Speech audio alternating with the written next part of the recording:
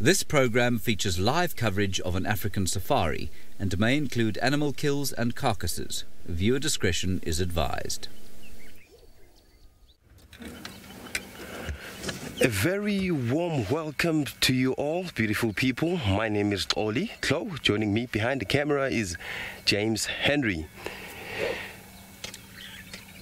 We are coming to you live in South Africa, in the western side of the Kruger National Park in Sabi Sands. We are looking at the sunrise here, the orange horizon.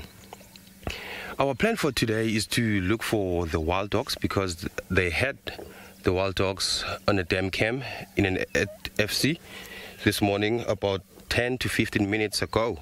So hopefully we will show you the wild dogs today. I think they are not far from the dam cam. As you know, wild dogs, they move in a lightning speed, especially when they're hunting, or they might be lying around somewhere in a thicket. So now, while we're looking at this sunrise, we have our bird here. What a great morning to start a day with. This looks like a raptor from this distance, but I can't get all the things to tell which is which, but on this side of the reserve we get the Wolfpack's eagle. Hopefully this is a Wolfpack's eagle because there's a breeding pair around this area, so I think this might be a Wolfpack's. It's preening this morning to be prepared for today. So now it's standing on that branch. It's getting a very nice aerial view there. So let me listen around for any calls. Maybe I might hear the dogs calling.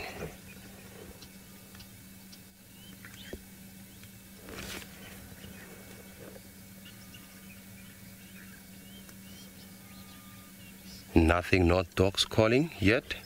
Only the birds calling this morning. We had a little bit of rain this morning around 3 a.m. in the morning.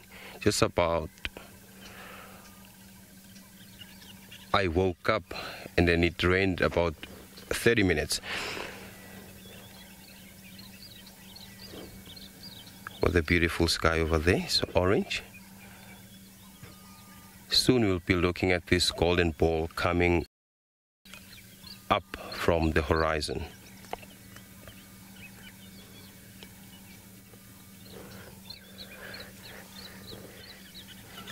While I'm searching for the wild dogs, hopefully I'll find them.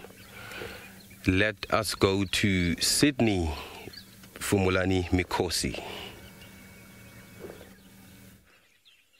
So it is quite a lovely morning at the moment here where I am. It's warm a little bit, but we have just recently received some little bit of rain early this morning.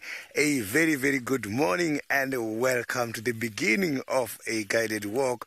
I am Sydney Fumulani Mikosi and I'm traveling with David, who is my camera operator this morning, and we are going to try by all means and find you the tiny little interesting animals. If we come across any of the big animals, consider it a bonus. So I can see that the bush is very green. There might be quite a lot of insects around here. We might be lucky with quite a lot of interesting small things. So I'm just now starting from the quarantine.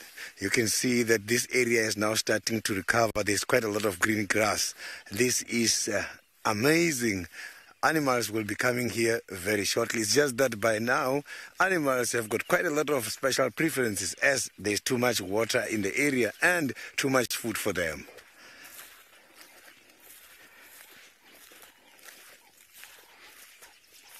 Listen to that. That is the Cape turtle dove, and he's saying, work hard, work hard, work hard, work hard. If you come in the afternoon, what is he going to say? drink lager, drink lager, drink lager.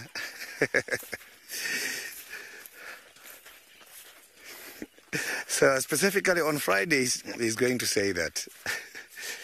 So the Cape turtle dove is that beautiful dove with a black ring here. And let me tell you a story about the dove. I come from Venda, which is not very far away from here. It's just about 300 kilometers away from where we are at the moment. And these kind of doves, normally, when we were still very young, they used to send us in order to collect the water from the water bathing done by the doves, so that water, it can be used in order to bath, in order to chase away the evil spirit. So those kind of birds, they can help us.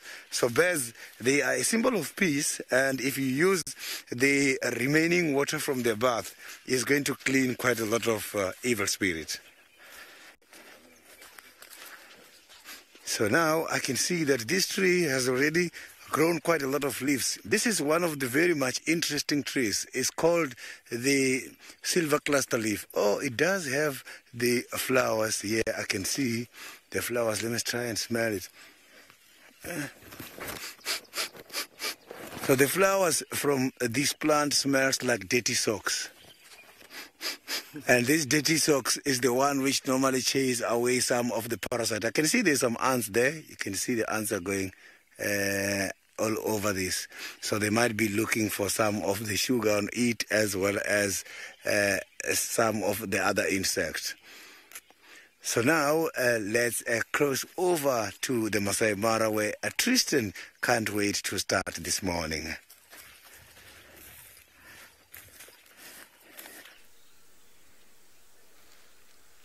Indeed, Sydney, it would be nice for us to say good morning to all of you guys and welcome you to the Masai Mara with a beautiful, beautiful, beautiful start to our day. There are hardly any clouds in the sky whatsoever. There's a sun that is going to rise fairly shortly. You can see a beautiful kind of sort of orangey pink color that started as that sun is starting to edge towards the horizon, and soon it will pop over the top and it will start to lighten up in the whole kind of area, and we'll start to actually see the valley floor. It's quite tricky to see it at the moment, it's still a bit dark, but there somewhere is a lion that is roaring. Can you hear it?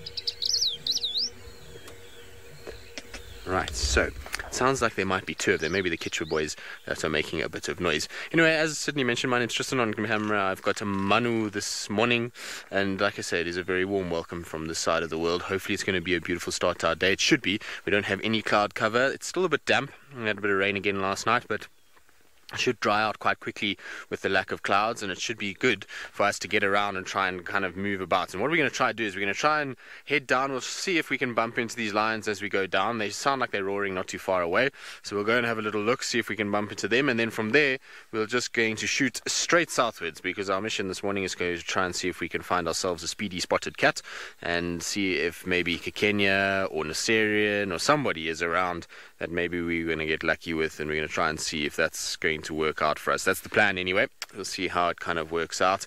At this stage, it's been a bit dry with the cheetahs over the last few days, so I'm hoping that if we head in those directions that we might get lucky. Right, now we're going to head down the hill. It's just such a nice spot to stop and start and show you the kind of vistas, and so while we head down the rest of the hill, let's send you back across to Oli, who's got himself a raptor.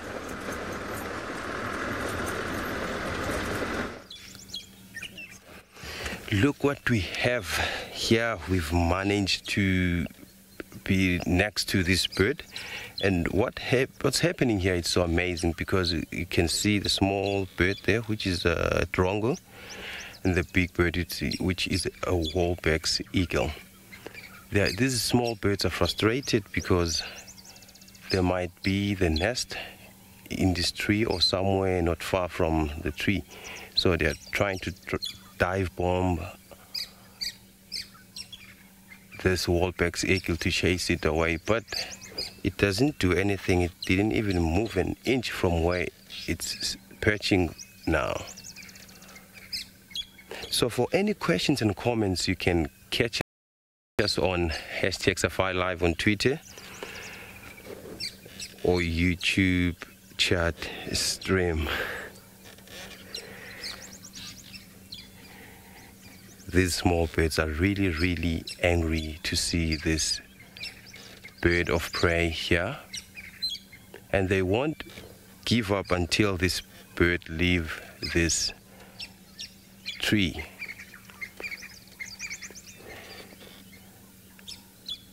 On the screen I can't see all the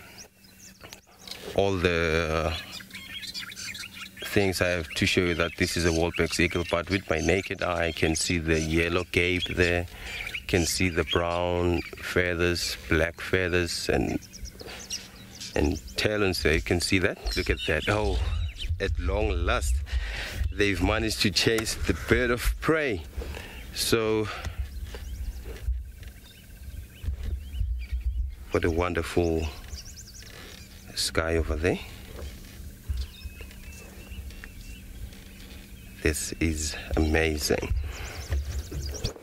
So let me leave my birds and see whether I will find the wild dogs, because my mission for today was to find the wild dogs.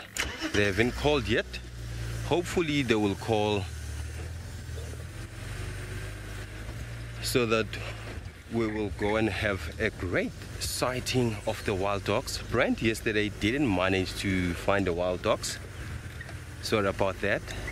But he found the spotted cats. That's awesome. While I'm driving, I might be lucky to see Hosanna or Tingana, because they love being around this area. I've seen them a lot of times walking around this area, so hopefully we'll find something. And I haven't heard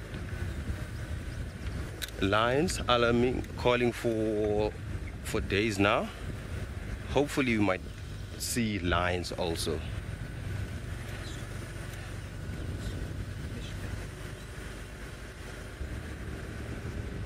What a beautiful morning indeed. I thought it's going to be cold this morning.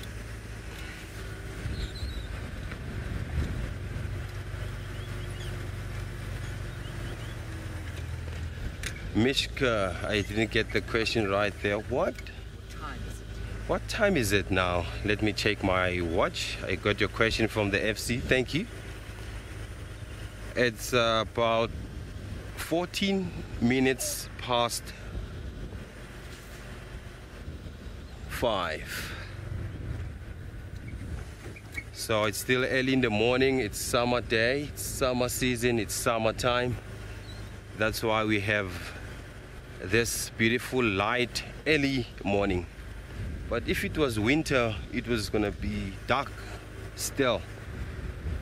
So we are lucky because around this time we have a lot of activities, birds, antelopes, and predators.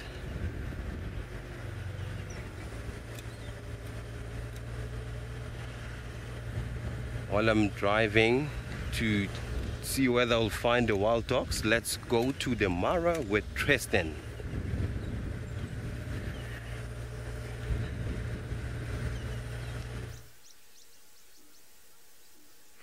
Indeed we have. So it's not the Kichwa boys like we first thought it might be. It is the Olololo pride, and so that's one of the sub-adult males. You can see little fluffy sort of cheeks that he's got there that are starting to kind of develop a little bit. So those will eventually turn into big fully grown manes, and in the foreground there's the rest of the pride that are all sitting grooming themselves in the long grass at the moment. So the pride is around, and there was a little bit of contact calling, so I think some of the members are still slowly kind of making their way towards this area. How many of them in total, difficult to say.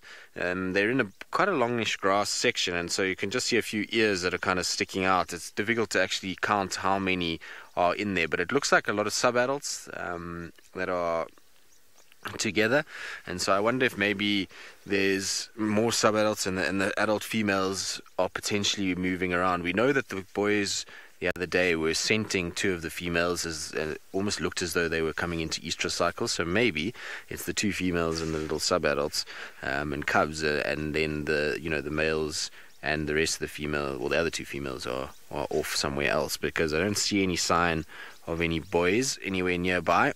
Big boys, should I say. There's a little boy and one other that is sitting there. So they could also just be spread out really far. They look like they came from the other side of the road. So we were saying that they were calling from down near the main road area. And it looks like they came from that other side of the road and they've come across. And it's maybe why we were hearing some roaring, is that they were all trying to kind of just contact one another. But now what you can see is that they've all popped up their heads, so we can do a bit of a count now. 1, 2, 3, 4, 5, 6, 7, 8. So we've got 8 here, and there was 2. I think there's 8 there. Is it 8? 1, 2, 3, 4, 5, 6, 7, 8. Yes. So 8 and 2, that's the 10. So we're missing 6 from this particular grouping at the moment. So they're all of pride, for those of you who don't know, 16 strong, but it's only 4 adult females, which is quite interesting, because there's still a lot of cubs, and they've done seriously well to have raised this many cubs between the 4 of them, and made sure that they've kind of gotten through the really tough times. Obviously there's still no guarantee that these guys make it through to adulthood, particularly the young males. They've got a lot of hard work ahead of them, and they can still be very vulnerable. But the real toughest kind of period for lions when they're young is when they are those small cubs. That's when things like hyenas are a problem, birds of prey, snakes even, other lions, those are all big issues that they have to face, and it's really the kind of toughest part, because they're not really mobile. They're quite sort of reliant on mom to, 1, to provide them food, and 2, to provide them with a secure place in order to rest and to recuperate and to grow. And if that's not the case, then obviously they die. And so at least now they have the ability to move away on their own accord and try to get out of danger, as well as the fact that some of them will probably already starting to hunt and starting to actually contribute in some ways to hunting, especially if they're bringing down things like buffalo. We saw last week, or during the course of the week, that they killed 2 buffalo. And so 2 buffalo would have required a lot of effort from most of the pride. Now, what we might have seen is the males involved, because there was one of the Kichwa boys was there when we found them the morning that they killed them. So he might have helped, and his size and bulk would have been key. But you might find that the younger kind of generation is starting to learn a little bit about hunting, especially given that we've just had the migration. That would have been a great time to have taught some of these lions how to kind of, well, not taught, but how they could have watched the adults a little bit, and they would have had instinct and opportunity is probably the better word, to actually go after various types of prey items, and especially in the mass confusion of the migration at night, it's a lot easier for them than if they were hunting, let's say, wildebeest in the Sabi Sand, which are hardwired to be on the lookout. Oh, there we go. Hello, you two. That's interesting behavior. So she's come charging in to almost play, and then lay down at his feet in a very submissive fashion. So it's kind of, I don't understand why she would be like that. Normally siblings are quite playful. They'll jump on each other and play and kind of run around and be a bit hooliganish. But for some reason, she's decided, nope, she's going to stop there and is going to just start grooming herself. And I'm surprised that these guys are actually where they are, because given how damp the grass is at the moment, I would have thought that they would have tried to find themselves a little bit shorter grass areas and stay out of the wet. But each to their own. I suppose they're quite happy where they are at this stage. And I believe a lot of you also are quite happy to be seeing the Olololo Pride this morning. They were such a nice pride, and we spent so much time with them last year that a lot of you would have gotten to know them quite well, and particularly the little cubs. I know when Taylor was here in her first stint, they spent a lot of time with the cubs, very close to where we are now, and kind of watched them grow up a little bit.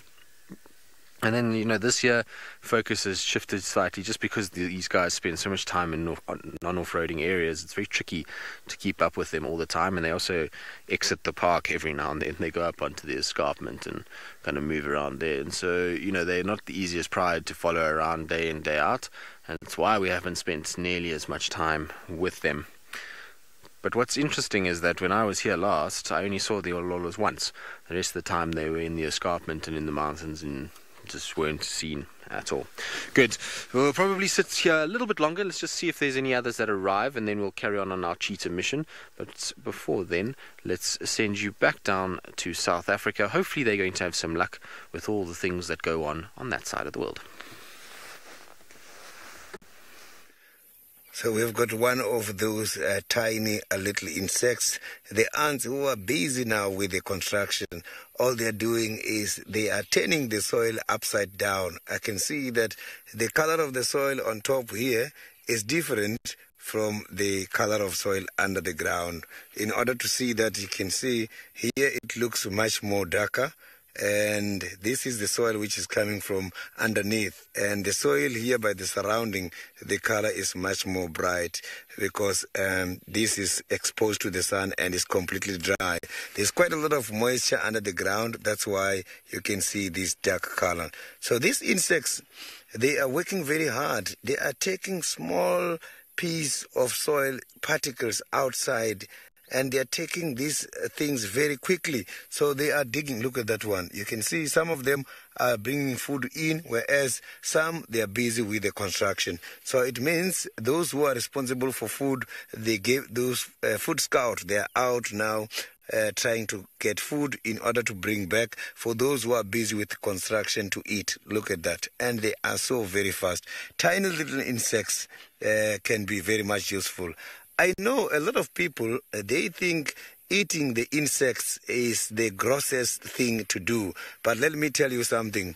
The insects such as the ants, you can sometimes eat them in order to fight against some of the diseases. When you're having problems with a flu and cold, you can come and take this. The ant juice, you can absorb the sap, and if you don't want to absorb the sap, you can take the ants and you can just boil them and steam. You can take a blanket and cover yourself and steam the ants and inhale that. If you inhale the steam, I can promise you it is going to solve problems such as the flu and is going to fight against the cold. And it also works. The ants, you can use them in order to balance the metabolism, and also they fix the respiratory related problems.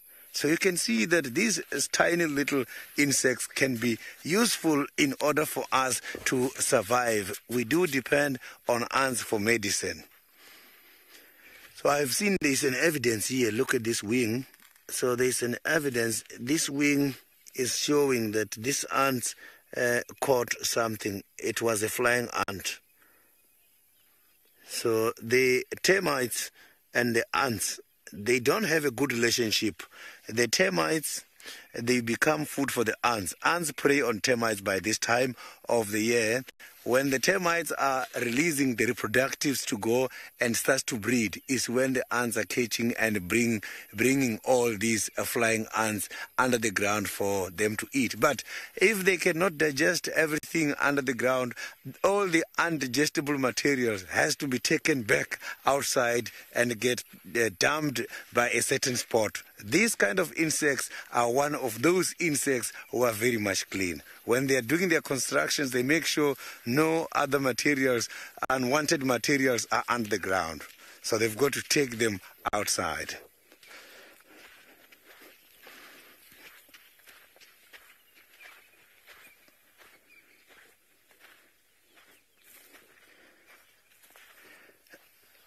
There is certain species who can work very quickly in order to fight against the flu. But here is something you must have to remember.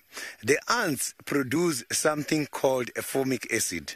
And a formic acid is the one which is responsible in order to solve these problems of flu. So quite a lot of various types of ants, they do produce the formic acid, which is then much more useful in order to fight against the flu as well as the cold. Specific ants can react very quickly in order to chase the flu and cold very quickly.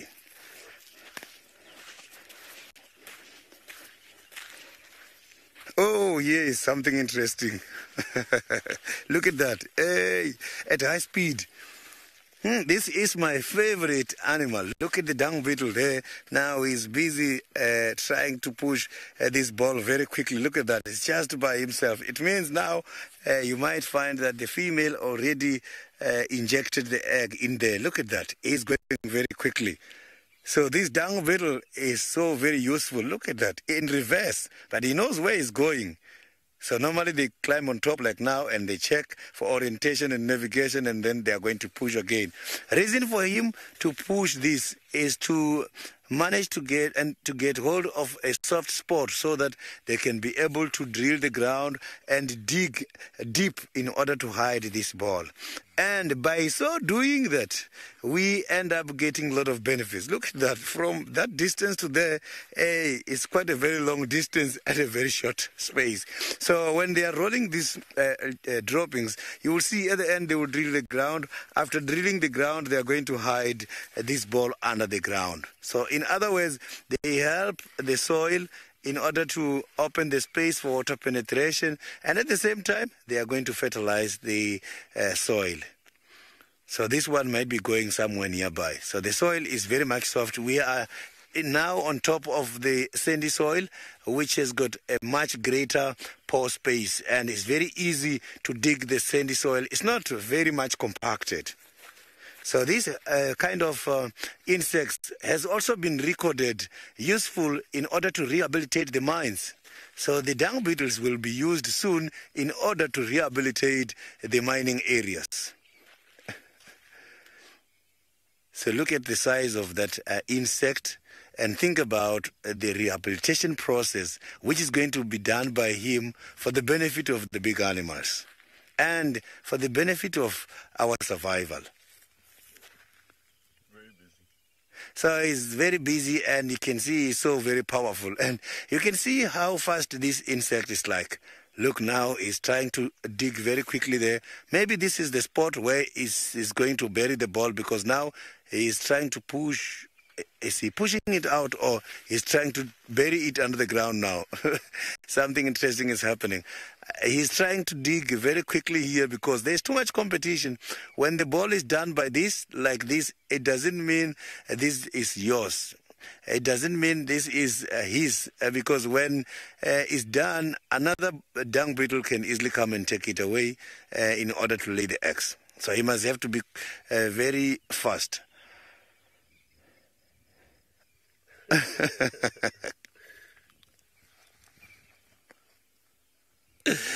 The dung beetles, if you check what he did just now, he managed to get out that ball from there. I think he's engaging 4x4. When he's stuck, he must have to engage the 4x4.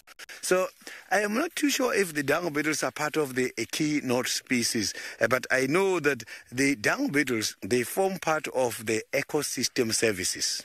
So the ecosystem services are part of those insects who are giving us a direct benefit from.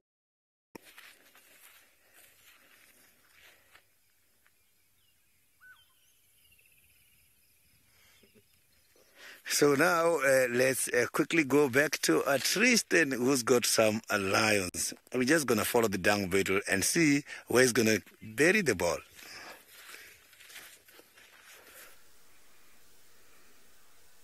Indeed, and as you can see, there is one of the Kichwa boys that is slowly starting to make its way up the road towards where we are. You can see the pride itself has now seen that lion as all starting to get up and move and head down to his direction. So what I might do. So let's see which way they sort of start to go. If they're going to go straight towards him, then I might just get onto the main road and shoot along, because the main road's actually not far from where they're walking. I just want to wait and see whether they all get up and kind of how this plays out in terms of where they're going to walk to. They might cut into this little thick, sort of grassy area, but it looks like everybody's going to walk in that direction. It certainly seems that way, particularly the younger ones.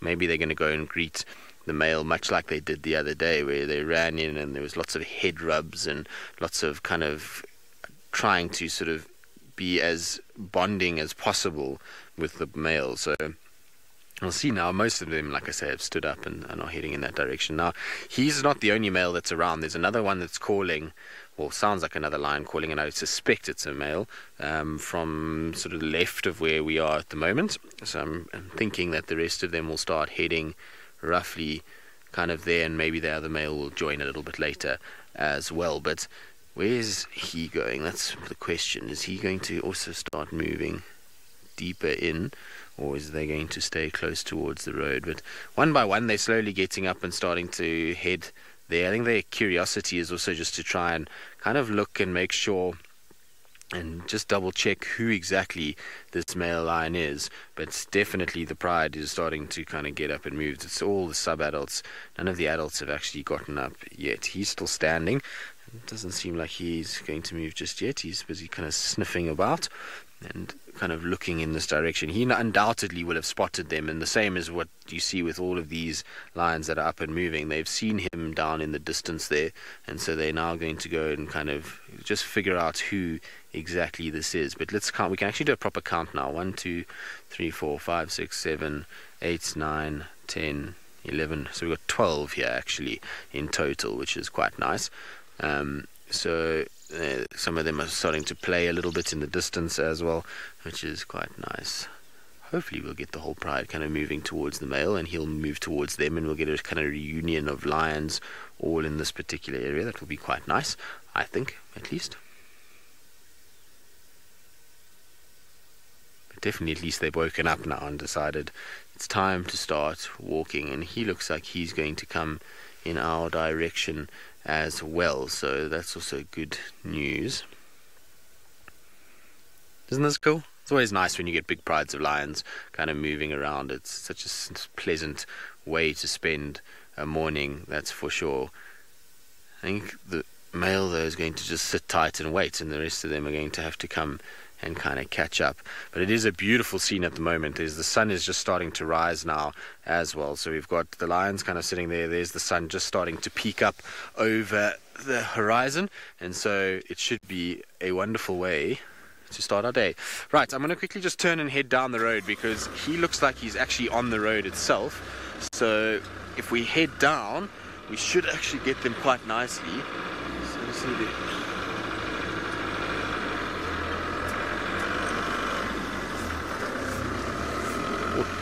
Still very, very, very, very, very wet out here.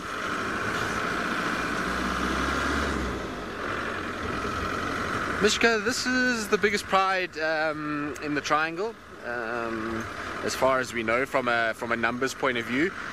Potentially not the biggest from an adult point of view, because there's a few others that have more adults. The Sausage Tree Pride, I think, being one. I think the Mara River Pride has also got a few other females than this one does. But this is the biggest pride that we know in terms of numbers. The sausages are nowhere near as many. They're only 8 without the males. So these guys are the biggest for now. So what I'm going to do is I'm just going to keep heading down, because they'll slowly start catching up with us. I want to try and get towards where the male is, in the hope that these guys all come along and they greet the male, and we'll get the whole pride kind of coming together. But you can see how far they've stretched out. We've still got lions on our right hand side that are still kind of walking down towards where the male is. Here's the sort of front runners. But isn't that beautiful? The light on them is absolutely perfect. It's this kind of golden light. Look at that. Isn't that wonderful? I think that's very pretty. Boys are starting to look good. They're growing a few domains now, which is really nice. So they're starting to really develop quite well. There's that kind of orange gold sort of light that we're getting. Now I've lost sight of where the bigger male is. Oh, there he is. Okay, let's go and sit with him. Wait. Listen.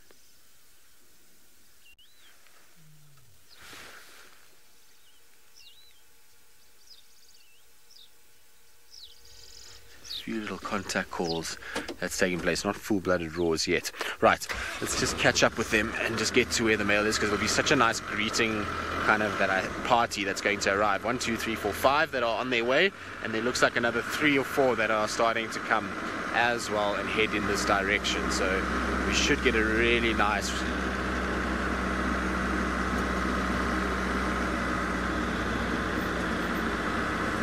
Michael, no, not really. It's essentially the very similar thing. There's no real changes in their vocalizations. They essentially sound very similar. The only thing that I will say is that here in the Mara, because of the wide open space that there is, it doesn't seem to resonate as loudly as what you would hear in South Africa. For some reason, in South Africa, the density of the bush, it just feels like it echoes a lot more than what it does here. Here, it almost is like it gets lost in the openness in some respects. So it never sounds quite as loud as what it does there. And it's just a kind of trick of, it's not that these guys don't roar as loud as what the ones in South Africa do. I'm pretty sure that is not the case. But it's just a kind of, I think that, like I said, the sound is not echoing off things. And so you're getting a kind of a very different sound that is coming through. So let's see. Now these guys are going to approach the male, and hopefully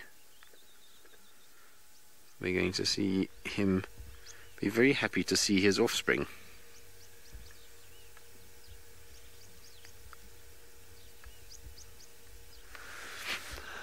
There we go, they're all kind of rubbing up.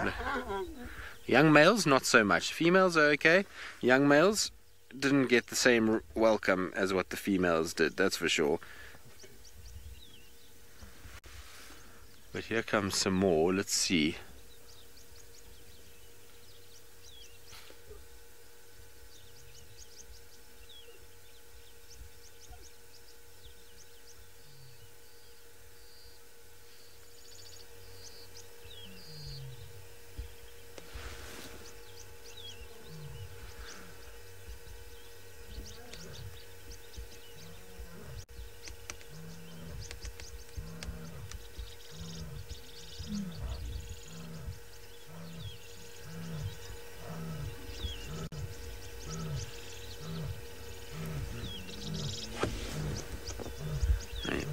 You can hear one of the females calling in the distance. She's making quite a racket. Surprised though that the male is not calling as well. He's scent marking and he's sort of marking that he's the dominant male within this area, but he's not calling back, which surprises me somewhat. I would have thought that he was going to also make a bit of a noise, just to kind of assert himself as the dominant figure within this grouping, but he seems as though he's quite happy just to keep quiet for now. So we'll see, hopefully there will be some more vocalizing. It's quite something when lions roar, but isn't that just magnificent? Does he not just look an absolute picture in that golden light? You can see how long, well, what a long way the boys need to go that are of the Olololos. They've still got lots and lots and lots of growing to do until they look like that. They've got manes that need to develop a lot more than what they currently have at the moment, and they certainly have got to grow a lot more. These males are still small in comparison to what dad is, or what we perceive to be dad. Obviously there's 2 Kichwa males, and so it could be 2 different fathers essentially. So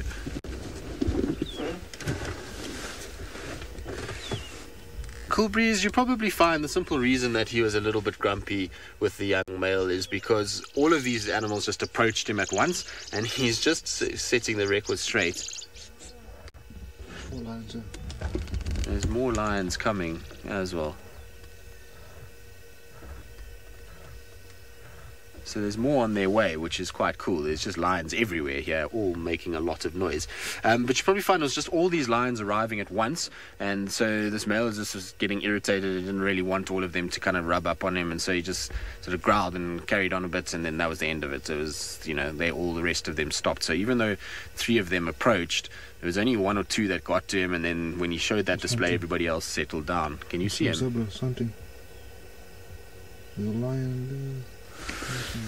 So Manu was busy having a look around. There they are. So there's a zebra running away from a lion. So lots of lions that are spread all across this area. So I think we're probably on about 14, 15 lions now that are around here, which is cool. So if we add all of them together and the 2 boys, then we should have 18 of them. That should be the total count between all lions and the coalition males, which is very possible that all 18 could eventually end up being around this section and could eventually show themselves. Unfortunately, that zebra is running away. The lions are being far too vocal to be actually hunting anything at this stage. Right, now they've joined with this male. We'll hope that the rest of the pride makes its way here, and then we'll hopefully get the other male joining, and we'll get them all together. But in the meantime, it sounds like Sydney's spending time with his favorite animal as it buries its treasure. Something interesting is taking place here. You can see there's a dung beetle on top. These dung beetles are 2. We found them crossing the road, and we followed them to the soft spot which has been identified where they are burying the ball. You can see the one on top now we are seeing is the female, and the male is underneath. You can see the movement of that ball. So the male is busy digging the hole now, trying to hide this ball under the ground, and the female is right on top. What is happening here is that the dung beetles start formulating the ball, and by doing that, they are protecting the inner part of this ball so that it doesn't dry out. They are avoiding evaporation to take place in order to give a chance to their little ones when they hatch eggs to eat the cocoon and come out. Look at that. You can see that this ball is moving all the time, and it's not moved by this one on top. The one on top is also moving when the ball is moving. The male, he is doing what is best under the ground. So this is the best man. This is what the best man does. So the best man does not just sit by the wedding together with the bride. By the dung beetles, the best man must have to dig and show that he is very strong and he can protect the little ones. You can see that ball is disappearing all the time. So he's going slowly under the ground.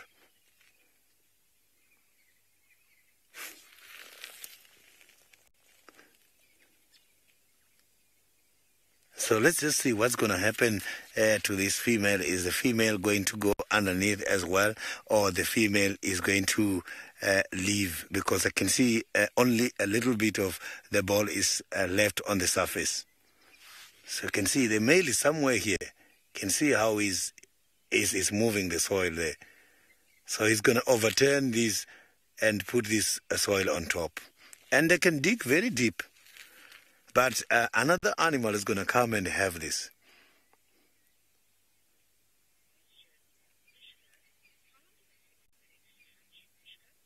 So by the next breeding season next year is when these little ones are going to come out from that ball.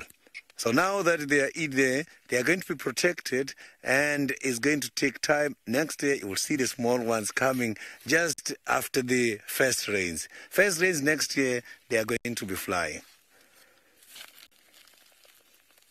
So you can see that ball is disappearing now.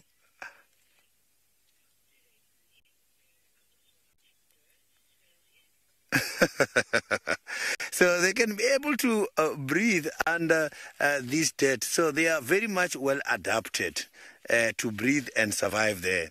So you can see now there's only a little bit of that ball left.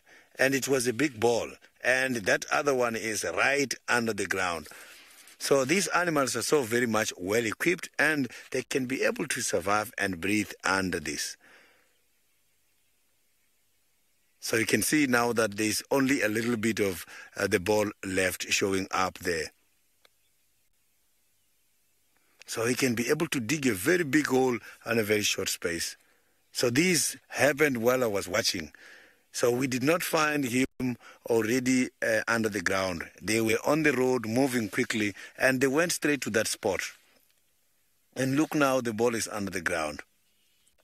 The honey badger is the one who's going to come here just before they start to come out. He will come and dig and crack the ball and eat the larva of the dung beetle.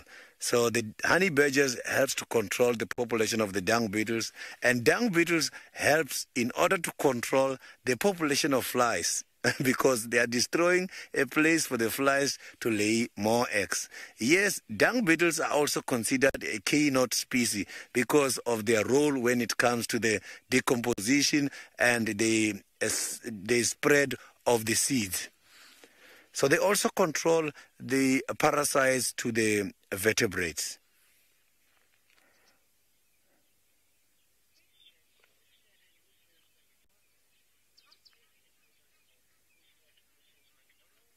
Mr. and Mrs. McDonald, the ball is not that very big at the moment, but they can form very big balls. The thing is, the inner part of the ball, it can be very small. But as these dung beetles are rolling the ball is going to collect quite a lot of sand.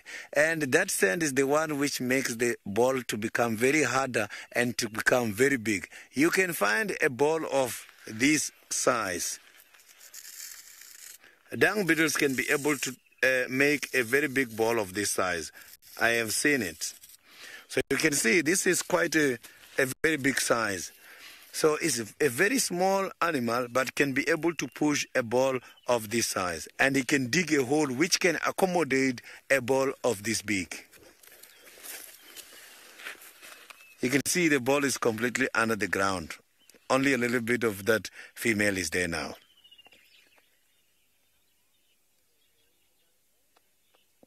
Nancy, they can dig very deep up to this. Let me show you from the stick. Because sometimes when we're out on these guided walks, we do see the evidence of the honey badgers digging. And you will see it can dig a hole of this big. So you can see this is quite a very big gap. So the dung beetle will dig this big and the honey badger will just come and take it out.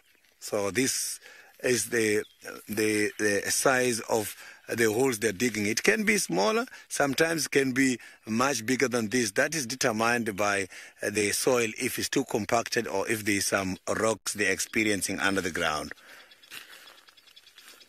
So that ball got disappeared.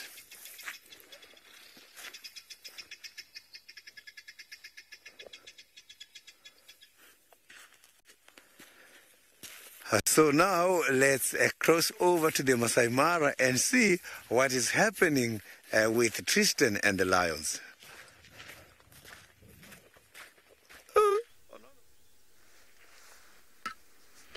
Well, yes, we're still with our lions. As you can see, they're slowly getting up. The male is scent marking and just showing everybody who exactly is boss out of this entire sort of grouping. Is just kind of, that is a territorial scrape basically, and just to show everybody I am still in charge of what goes on and still the biggest of what goes or who moves around here. And well, there's no other males that will challenge him, I'm afraid, at this stage. He really is the biggest of the kind of dominant or of the coalition even. We saw him the other day next to Blondie and he was by far larger than what Blondie is. But you can see they're steadily mobile now. They're moving quite quickly. They look as though they could do with the meal, even though they just come off 2 buffalo. They do look as though they could eat again. And so I wonder if they're going to go and try their luck with something. What we're going to do is we're going to watch them move a little bit along this kind of area, and then we're going to shoot round quickly to where we saw that other lioness way in the distance, and see if maybe the rest of the pride, if they're all going to go and join. It'll be quite nice to see. So we've got 12 here, then we saw a lioness in the distance, which makes 13. She's so far away now though. She's right, I can see her right in the edge, far down, so it's tricky to see, but somewhere there between those 2 trees, I think, Manu, maybe to the left of that even. Where did I see her now? Somewhere there she was moving around, just on the edge of that kind of area. So she's somewhere in that section That's how far she is already, or maybe a member of the pride, and so the rest I think are going to head in that direction. So let's quickly start getting in that side, then we'll get these guys kind of walking towards us, which will be so very, very pleasant. We've got to head down quite a bit to then get onto a road that cuts back towards where they are. Now between them and where the other lions are is a whole bunch of zebras and topi, but I doubt that they're going to be able to hunt them because you know, because of the sort of amount of noise and the amount of kind of visibility, should we say, that of these guys, it's going to be very tricky for anyone to actually get here near them. Could these lionesses take down a male lion? No. There's only 4 lionesses, remember. So 4 lionesses against a male lion. It's possible. I mean, they'd be very brave to try. I suppose physically, if 4 of them work together, they might be able to pull it off. But they would be very brave because a male just needs to get hold of one of those females and that's the end of that. He's just so much more powerful and stronger than what they are, and so I doubt they would have any effect on him whatsoever, and they wouldn't really try. They know the risk of going into battle with the male, unless of course it's a rival male and it's their cubs' lives at stake. Then you'll find females will try their utmost best, and it often leads to them losing their life. A prime example is that of the Nkuhumas, when they had all those issues. They lost, you know, cubs. Some of the adult females were also lost in protection of their cubs. So, you know, they lionesses will only really do it if they have to, and if it's a matter of life and death for their offspring, but they'll try and avoid tangling with males as much as possible. The weight difference and power difference is just so big that it makes, you know, quite tricky. Now, I know it looks like I'm driving very far away. The road is not far ahead here, and then it cuts into... What's that on the road in front of us? I know something running in the road in front of us. A little serval, maybe. Could be. Something in the road. What's that? Jackal. So that's what it is. I thought it might be a little serval. Sometimes the servals are around, but the road is here, and then it cuts all the way back roughly to where we are. So that's why I want to just get onto this road quickly and see if we can just catch up with the pride as they start moving, because once they drop into the forest, that's the end of that. We won't be able to follow them any further once they're in the forest. Now we're going to try just see if we can get round, because otherwise we're going to get ourselves stuck, which is not going to be very pleasant. We don't want to be stuck now, do we?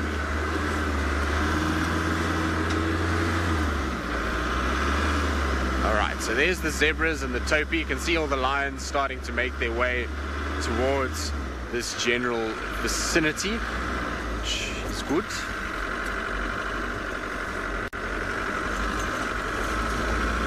So we'll just stop where these guys are and we'll watch and see what the lions get up to, but I highly doubt they'll hunt. It is too visible at the moment.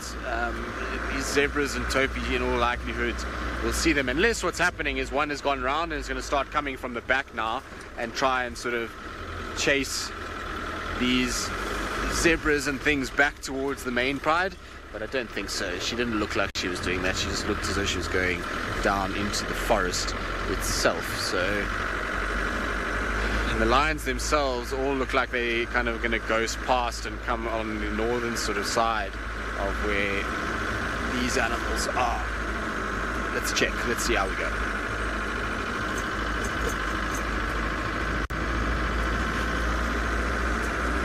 That's a lovely way to start our day, isn't it? It didn't have to go very far. Our camp's right there. So just on that little hill is that kind of little sort of part there is where our camp is. So we didn't have to really move far to find what we wanted. This is the problem with trying to go out early to look for cheetah, is that you're invariably difficult to get there. It's normally about an hour away of just cruising without sort of stopping too much, is where the cheetahs have been hanging around, and you bump into so many other things on the way that it makes it quite tricky to actually get there without stopping a lot. Right, so I'm going to stop fairly soon. I mean, the topi can see these lions, so there's no real elements of surprise here.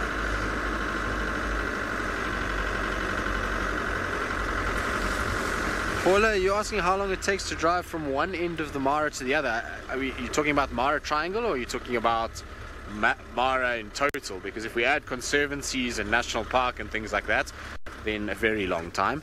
But if we're talking just the triangle, from the triangle, from the Olololo gate to, depends where you want to go, because the triangle's an interesting shape. But if you go down to Puringat, which is the gate right on the Tanzanian border that goes into the national park, what do you reckon, Manu? An hour?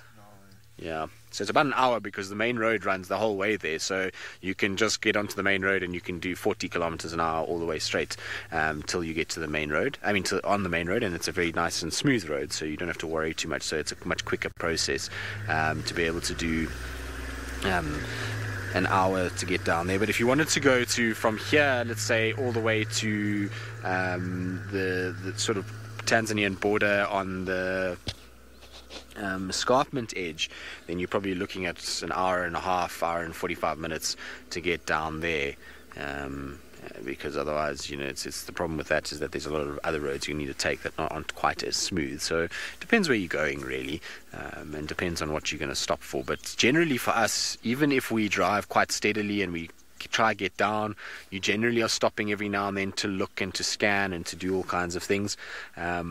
And it normally takes a little bit longer than that, because you're often trying to find animals on your way, and so that would just be steadily driving without stopping would take you about that long, which in comparison to Djuma, if you had to drive north-south in Djuma, it would take you about 15 minutes or 20 minutes, and you'd do north-south. East-west, if we'd...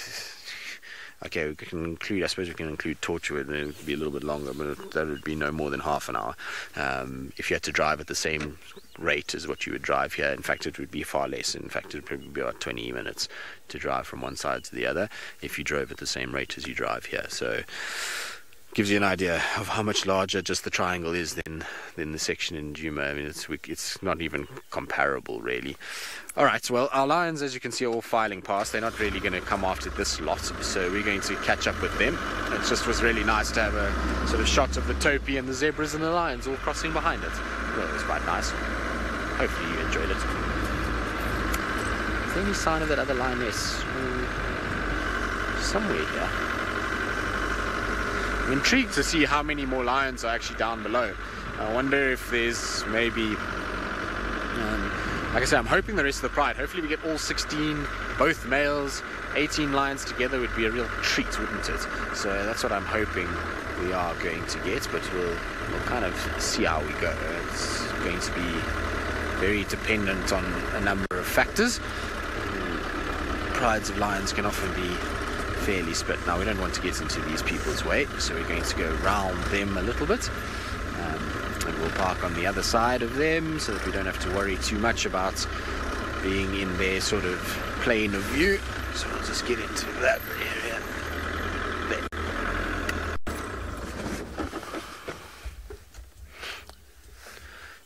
But they're definitely heading to exactly where that female disappeared. She went over the edge here, and so they're kind of heading directly towards them. You can see that the sub-adults are kind of trailing. It's an adult female that is the one that's leading the way, and the rest of them are kind of just following in behind. Now, in terms of how many adult females there are, I've only seen 2 so far. I might be wrong. There might be more that are on their way. What's also interesting is that the Quechua male hasn't followed, so he's stayed behind. He's not interested in moving with the rest of the pride at this stage. He might go down that way a bit later, but at this stage he's quite happy to stay where he is, unless he's just sort of coming up and joining the sort of rear area and will slowly make his way. I don't see him.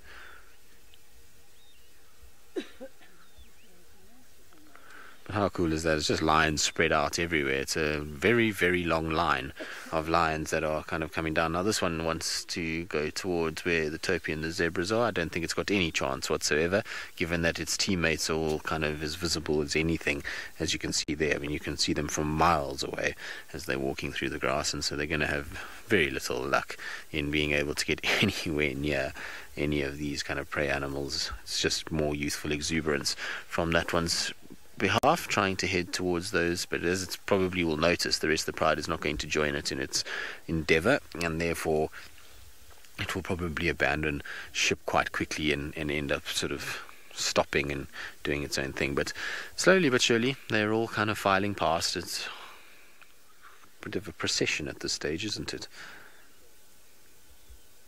Beautiful though. Light is beautiful. Always nice to have active lions in beautiful light. It's very pleasant when they're all walking the way that they are.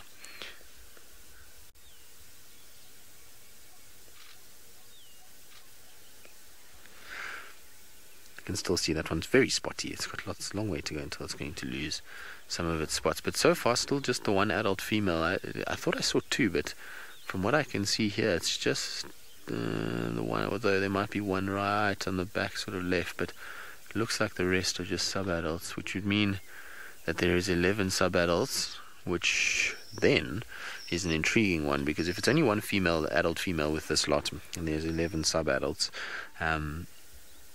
then it means that there might be one missing, because there should be theoretically 4 adult females and 12 sub-adults, and it would be a surprise to me to see one sub-adult on its own with the other 3 females. I would imagine, unless during hunting or something like that they got a bit kind of turned around and it's joined those ones, but normally what you find is the sub-adults generally try and stick together as much as possible. Isn't that pretty? Are you going to go hunting? Problem is the rest of your pride is not interested at all, so you're all on your own at this stage. Beautiful though.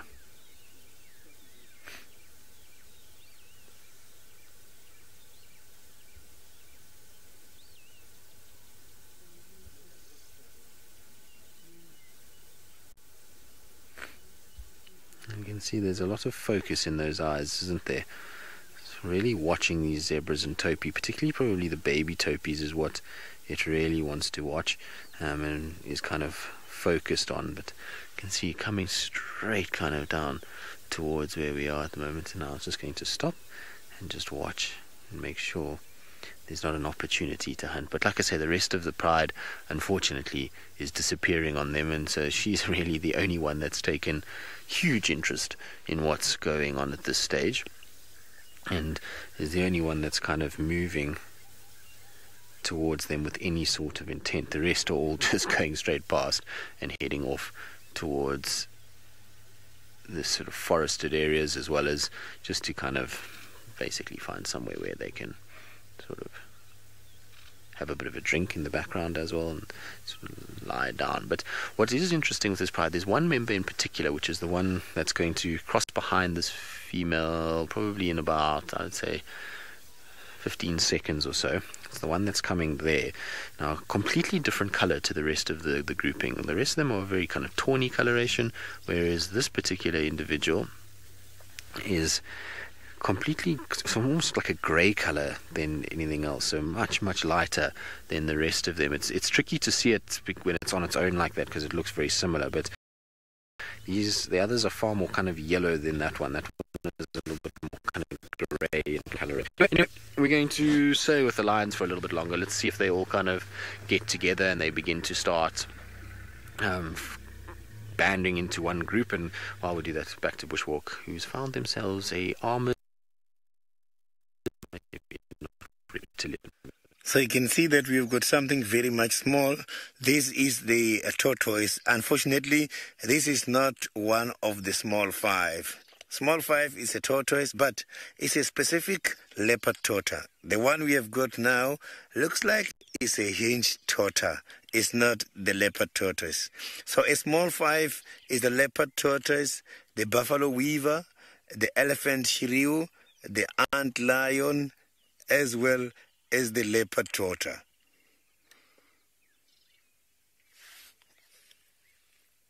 So you can see that this is very much small. If you can just check my hand here, compared to the size of this tortoise, you can see my hand looks very big. So this tortoise still have got a huge responsibility, because for this shell, in order to become hard, the tortoise must go and eat the droppings of those animals who crush the bones, so that they can have calcium maintenance in order to solidify the outer layer of these tortoise. if they don't do that, they are going to be vulnerable. Some of the birds, such as the ground hornbills, can be able to knock and open the back of the tortoise and eat them alive. So this is so tiny. So you can see that the outer layers of the shell and the sides is suitable in order to protect the underneath parts of this tortoise. When the tortoise is landing on the ground, still you can see that when the head is withdrawn, nothing can easily access the underneath parts. And the top part is much harder. Underneath, they do have the hard parts, but it's also consisted of the fresh parts. So when they're protecting the fresh parts, it's good so that they don't get easily accessed by some of the animals. Now look at that.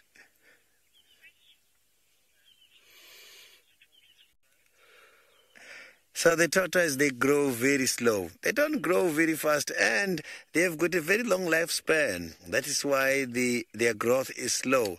These kind of animals can survive up to 150 to 200 years, but the hinge tortoise can survive up to 22 years. What is interesting about the tortoise is that the temperature of the nest is the ones which determines the sex of the little ones. So it's just same like the crocodiles. So these two reptiles, they are so very interesting. If the temperature of the nest is very high to the tortoise, it means the little ones, they're all going to be females. When the temperature of the nest is low, then it's going to be males, which is opposite from the crocodile. Amazing. Nature is so interesting.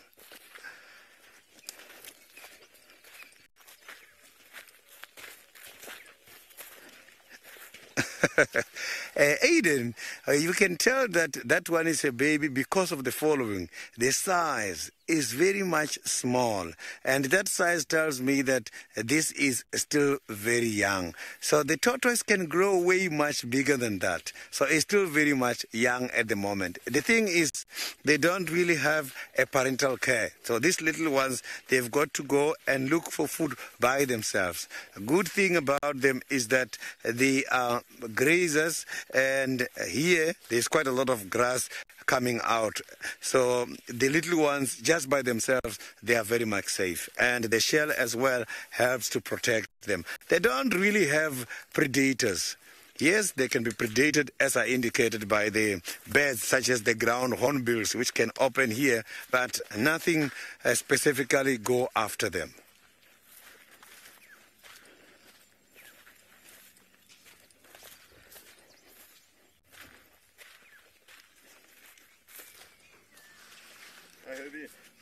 So you can see Herbert there now.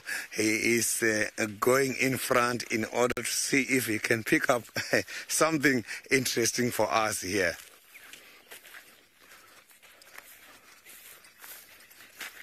So there is a call I heard just now from the Franklin. So that call, it is an alarm call. But maybe it's not about the big predators, might be about the mongoose or any other small predator. Because the big predators is not the only ones who provokes these kind of birds, even the small predators. That's why sometimes hoping to see the leopard, we find something small. So now let's cross over to Collie, who is also out on a game drive.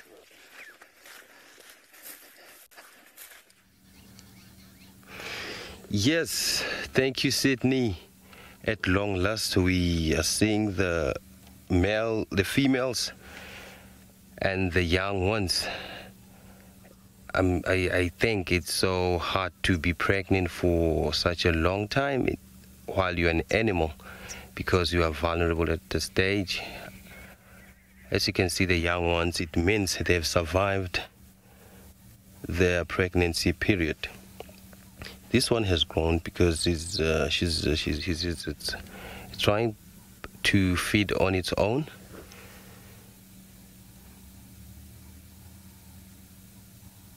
They're in a thicket now.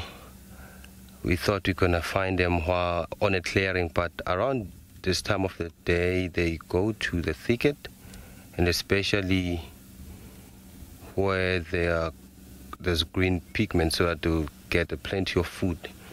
We normally find impalas in a big herd like this during this time because it's thick, so while they're foraging it will be safe for them to feed and watch out for the danger around them. But hopefully we will see the wild dogs because they love feeding on impalas. As we know that most predators, they love going for an impala. Around this time we have the young ones. So they are vulnerable and they are not fast as the wild dogs can be. So I'll move forward and see whether I'll find something. There's a dam ahead there. There's a water hole, so hopefully I will see something very quick. Let me stop for other car.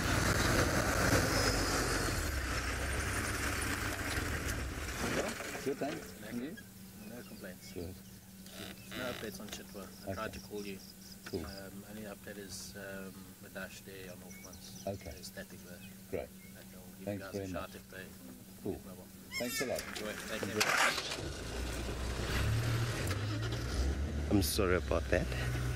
We had another car, so we have to greet during this time. It's still morning, so it's a great thing to greet each other. But that was a long one. But I think they're not aware that we're live. So let's go to the water hole.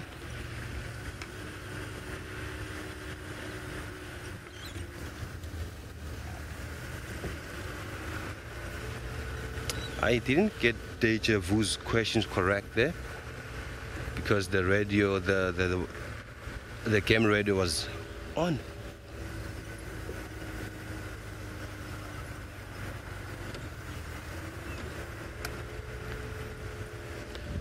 Deja Vu, I didn't get which part of your training like the most. Oh, this part of my training I like the most and I love the least. The part of the training is when I do birding with James, and the one I don't hear. Sorry about that. Which I love the least is when I have to drive. Here, driving it's something else, so I prefer walking. So I have to drive to let the other guys to walk. So we have a very beautiful bird here this morning. We're looking for colorful dogs, but it happens that we are finding colorful birds. This is a raptor, which is called an African fish eagle. It's perching there nicely, looking around. It's looking away from the water hole. I think it was there before, or it's not in a hunting mode as it's still hot now. But if an opportunity arises, it will hunt. But for now, I think it's just preening there. You can see the feathers. It means it's more relaxed if it makes its feathers like this. Most birds, they do that when they are more relaxed. I've never seen this bird hunting, but my colleagues, which are the other trainees, they had a sighting where this African fish eagle hunting.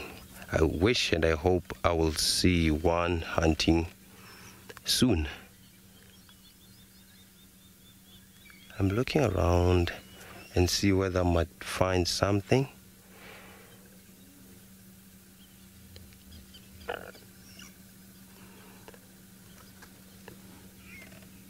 It is known that an African fish eagle, males and female, they are different according to their beep, but I'm not sure whether I can do that because they are not both here. I can only see this one. So while I'm looking at this colorful raptor, let us go to Sydney. So we can see we have got something here which is nice and clear. Look at these waters here.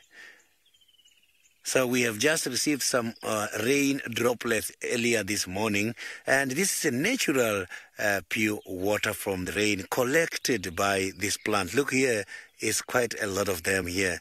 So you can be able to make some water from the vegetation, and it's very simple. I'm going to explain to you how you can do this. If you want to drink a natural water from the trees, you don't have to kill the trees. You just have to take some of the leaves. If you take these leaves, you can just dig a hole of this big. I'm just going to draw here a hole of this big. And then you take off the leaves from the grasses and the trees. And you put a container here in the middle of the hole. And it must have to be this deep, not very deep, this deep. And then you put a container here in the middle. And you surround the container by quite a lot of leaves from grasses and trees. On top of the hole, you must put a transparent plastic. You put the transparent plastic and you seal all the areas with the soil to make sure that no air is entering there.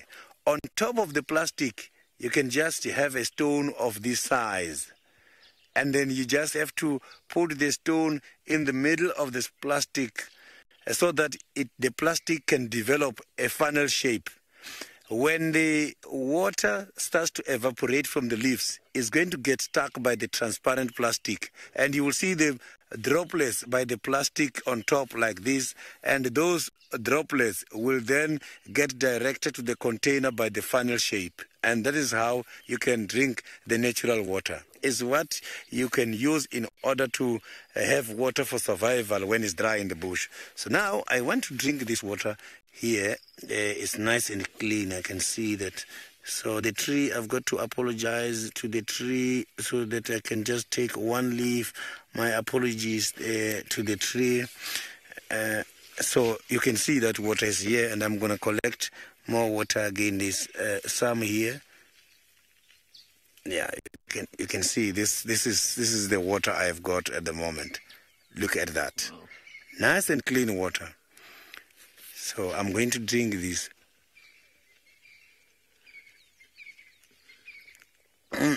I think this is much nicer than the water from the tap. This is the natural water from the rain.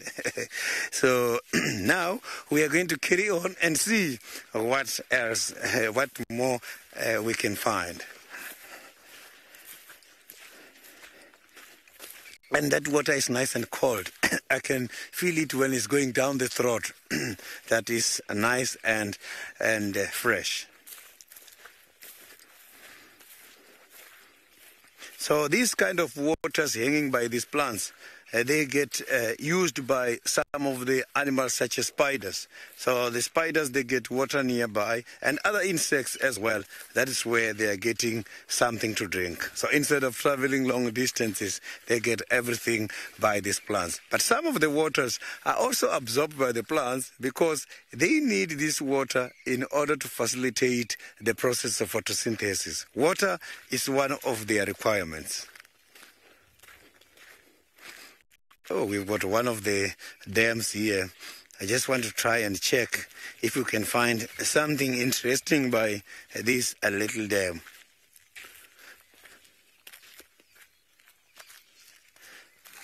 So now let's cross over to the Masai Mara where Tristan is still having the lions.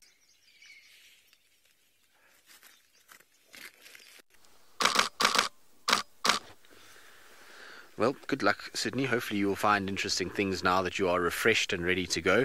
But as you can see, we've got just beautiful views of this pride. It's really so special to walk around, and we're driving, they're walking, and we'll be around them as they kind of move along. You can see they're starting to head now down into the forest. There's lots of games as they run down. You can see a little bit of tackling that's going on. Those are all going to be very good for them later in life. And one by one, they're kind of piling down into this area. So what we've figured out is 2 females that we can see within the group. One of them is going to walk straight towards us now. She's got a nice little mark on her left side, which is quite easy to sort of indicate who she is. So they're moving down, and then all the sub-adults that are with them. And in terms of males, it's an incredible grouping of males. There's 1, 2, 3, 4, 5, 6, 7. So there's apparently 9 males in total in this group, which is quite something when you think about it, because theoretically those should all stick together. Can you imagine now a coalition of 9 male lions, what that would do to the buffalo population here? Those buffaloes are not going to be standing in good stead at all with this particular group. But there you can see. Now the Kichwa male is way back. He is slowly heading this way. He'll eventually appear over this ridge and probably make himself known. But you can see these guys are heading into the forest probably for 2 reasons. One is that it's starting to get hot now. It's going to be a hot day today. Clear skies, already warm, sun is out, so they're going to go find shade. The second reason is that I think these guys are hungry and they're looking for buffalo. I think they're trying to see if they can scrounge out a buffalo in amongst this forested section. I think that's what they're busy doing at the moment. Now, unfortunately, it looks like they're going to go over the next ridge, and the next ridge, I don't think we're going to be able to follow them unless we want to do Djuma-style bundu bashing, and we're not really allowed to do Djuma-style bundu bashing here, so we'll be able to won't be able to do that. Now Randy is the big male waiting for the pride to make a kill. I suppose in a sense maybe. It's not his kind of only sort of, well, it's not what he's only doing. When we left him way back where he was just kind of scent marking and looking around, and I was wondering if maybe he thought that his coalition partner was on his way as well, and that's why he was going to kind of just spend some time and wait for him.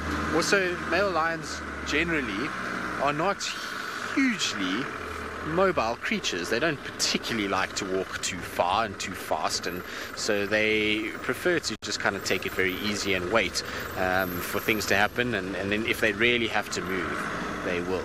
But we are going to reach the limits of where we can go very, very, very shortly, because these guys are going to drop down into probably what can be considered some of the most beautiful parts of the Masai Mara. I'm going to show you now. I'm going to go to the edge here so you guys can have a look at just how pretty these kind of forested sections are. But you can also see why it's so difficult to see these guys. Now you see down here is a little path, and down into that little gully there they're all walking. So once they get into this forest, it is impossible, but it's a very unique environment to be looking at lions. It's in kind of a forested riverbed section.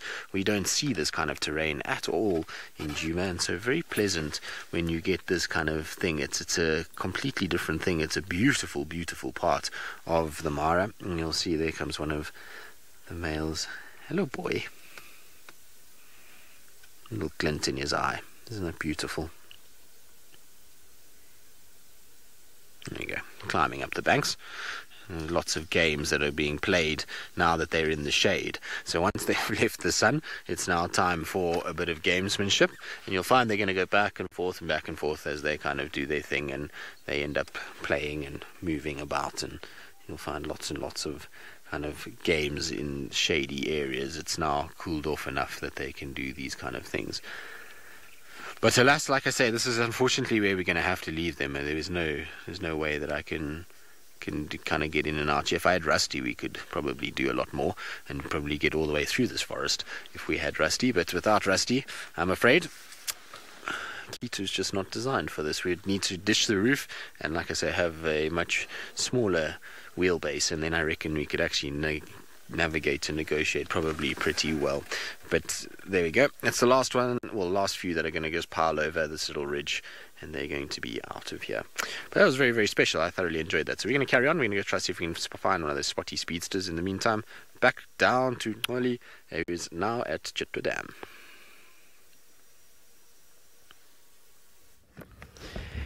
Welcome again. Look what we have here. There's a lot happening right here, right now. We are in Chitwa with the birds this morning. So now we are looking at the Egyptian geese flying.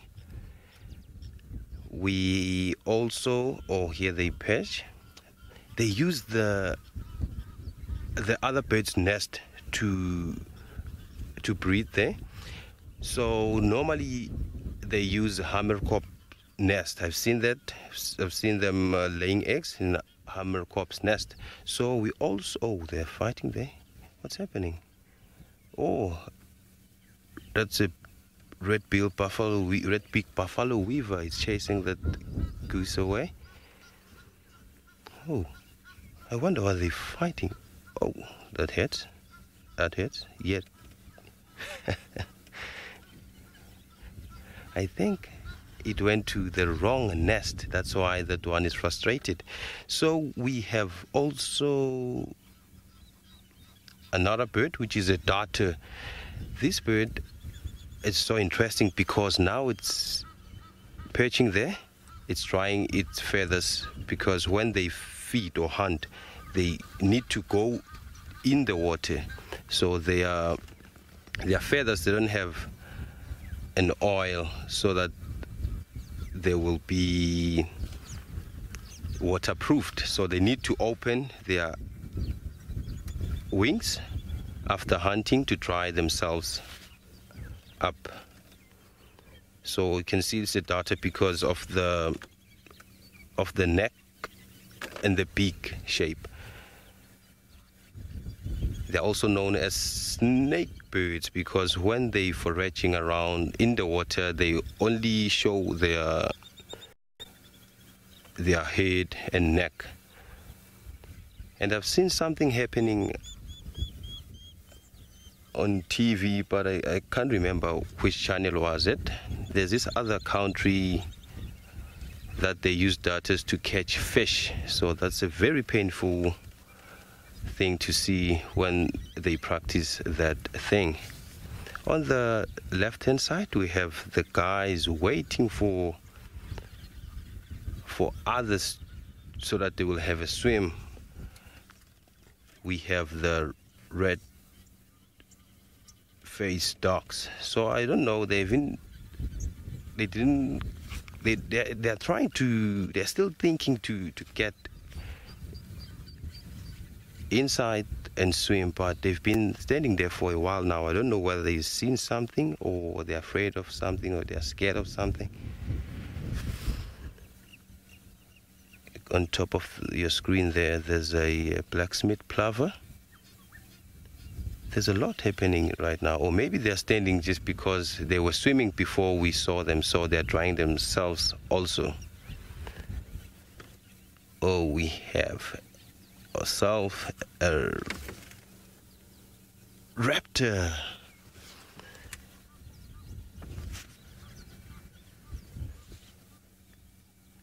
It's also preening.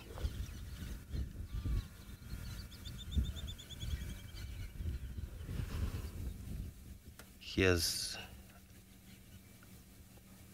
our raptor again. I'm trying to get all the things right here, but I've seen a fish eagle around here. It's his territory, so I think this one might be a juvenile fish eagle because they don't look the same as the adults, and it might be confusing, but I'm definitely sure this is a juvenile fish eagle. It's perching now. It's difficult to see sometimes because when it's flying you can see the under part or the under wing or the belly. It's white with brown spots. It is also perching there. He's still a youngster, so I think he's still learning how to hunt.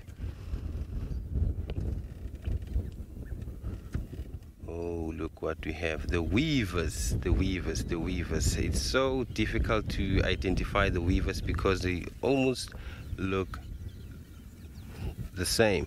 So I've been here a couple of times, so I know that these are village weavers. We also find lesser mask weavers and southern mask weavers. So they nest on different places, so I know this kind of nesting behavior belongs to the village weavers. As you can see, where the nest is located, it's so difficult for the predators to come to their nest. And as you can see, this nest that these weavers are hanging their nests on is the red-wheel buffalo weavers. So let me leave my birding and see whether the bushwalk guys are doing.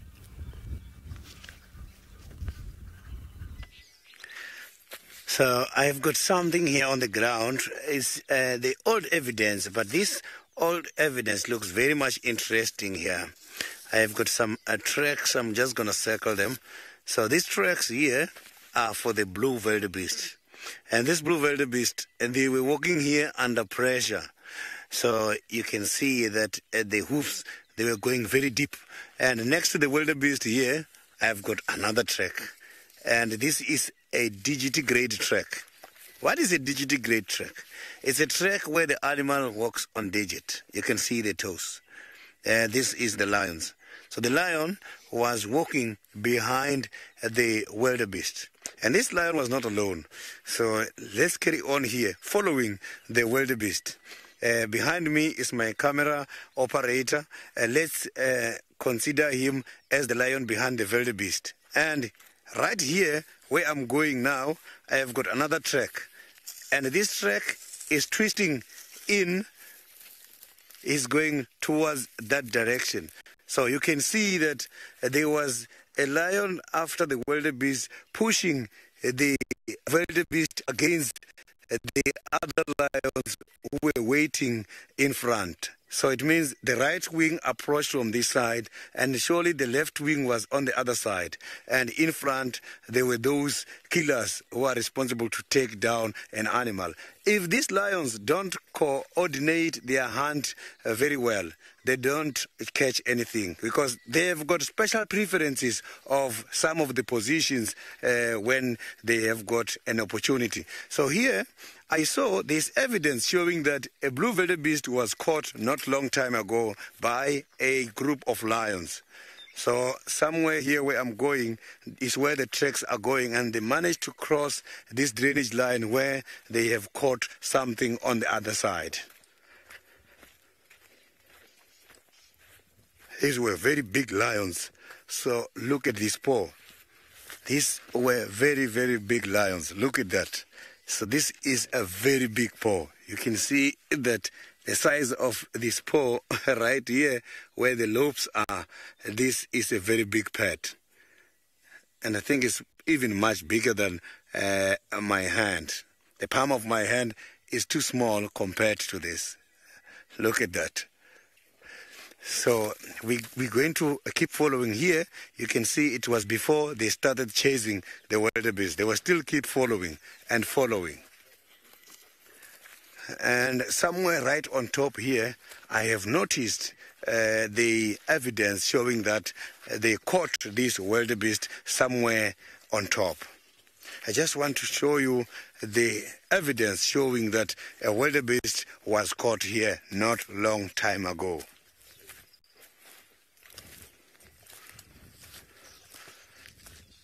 Somewhere here, I have got the clear evidence that the hunt has been successful. So we can see we've got an open bare patch.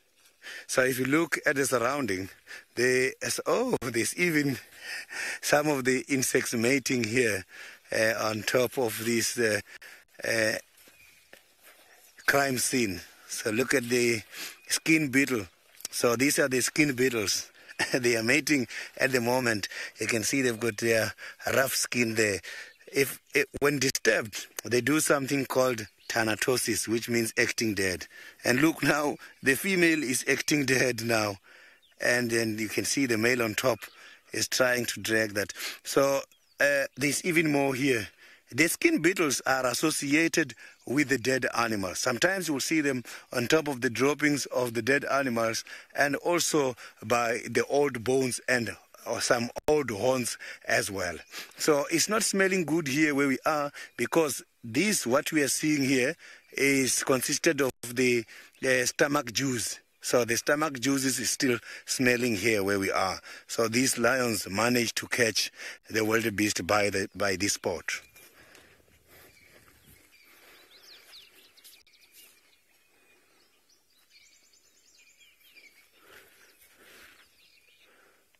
So I'm just trying to check here to see, because there's quite a lot of holes which has been drilled here, just to see if we're going to see any of the unusual insect coming out here.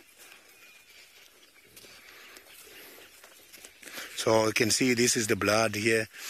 It's showing that this animal is where it was caught, and this is very much compacted. So this is showing that the animal was caught, and that is where the blood is. Some of the flies are still coming here to visit. You can see because it rained early this morning, the rain is bringing back the scent from this soil and these stomach juices. So all this, they were not finalized droppings. It was the droppings from in the stomach.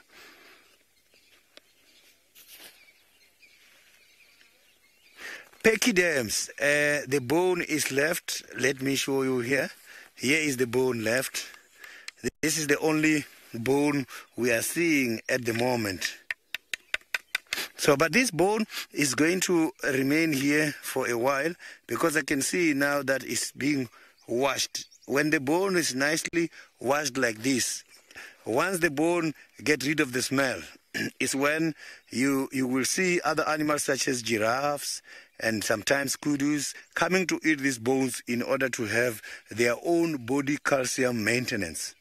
These animals, they are wild animals, but they're gifted. They know when to look for calcium and where can they have these kind of calciums.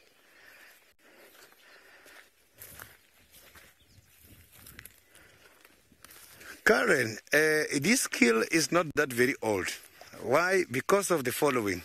The tracks we have seen now, it was passing by the drainage line. And the drainage line, was, when it's raining, is where the water is coming past. Because the tracks are not yet washed away, it's a clear indication that this kill is not old.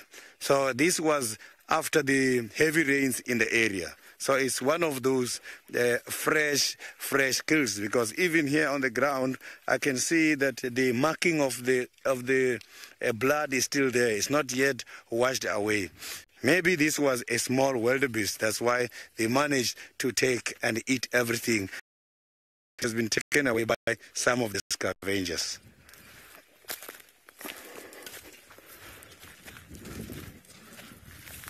So now let's cross over to Koli, who is by the Chitwa Dam.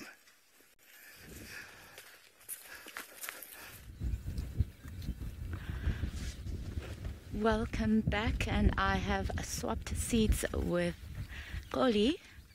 My name is Jackie, and I am coming to you from Djuma, Chitwa at the moment in South Africa, in the Greater Kruger National Park. It's been quite a wonderful morning this morning.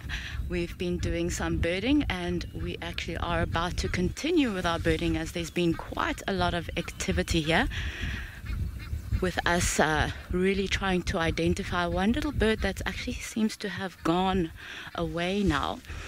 And so we are going to be focusing on what the hippo are doing. As you can see, oh, so we're looking for the bird again. There it is, we found it.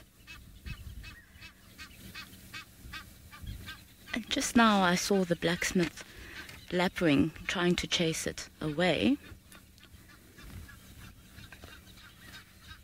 So what I'm going to do, because there is a bit of an argument as to exactly if it's a green-backed or it's a green shank or another juvenile of something else. So you can contact us on #SafariLive on Twitter. And maybe you can give us an idea of what this bird could be.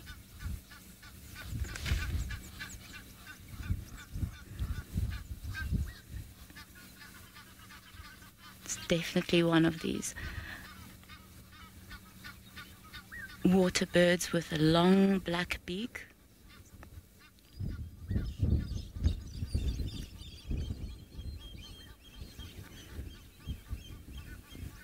So let's see what a green shank.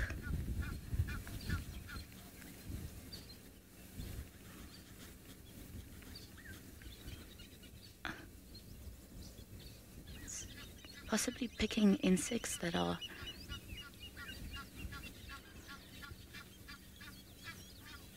have a nice look at it. You can't really see the green because it looks a bit more greyish and white. But most definitely what will give it away. And there's another one next to it too. The larger one looks like it could be the baby or the juvenile. I mean the smaller one. Joe, just looking at its beak, the length of its beak and also the shape, it doesn't look like it is a plover, but I see where you're going with that.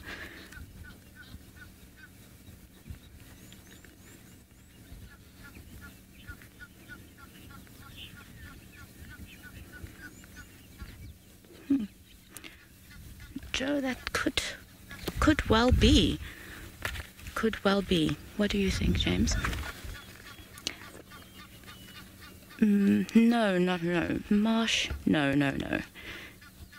It doesn't fit the description. I do have here, however, the common green shank. And looking more in detail at it, that long black beak and the pale olive green legs. I think you're 100% right. Mr. Henry, it looks like it is a common green shank.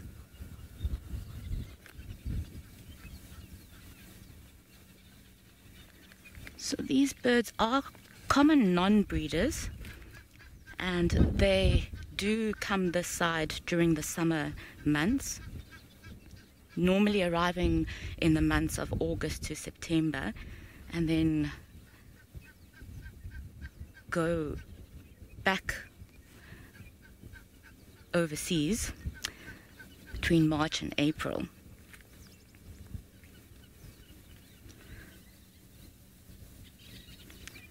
So they do enjoy eating insects, crustaceans and mollusks and small fish. That little one looks like it is a juvenile, and that could very well be the mommy with it there. Lovely little birds.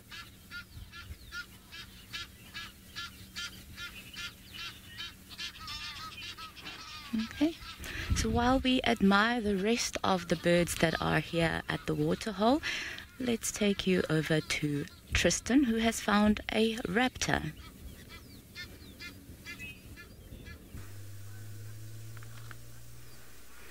Indeed, we are with a raptor at the moment. It's a brown snake eagle. There's also some of the Ngama camp in the background there that you can also see. But it's the reason why I stopped for this brown snake eagle is because I'm looking for a specific snake eagle that only very few see here in the Masai Mara. And I thought I saw it yesterday, and it flew away before I put it on camera. And I want to see it for the simple reason that it's probably never been. In fact, I know for a fact that this bird has not been seen on our drive. And it's hard to say. The name is going to be pretty tricky. It's called a Bedoin's snake eagle. If I've said that correctly, I probably haven't pronounced it very well at all.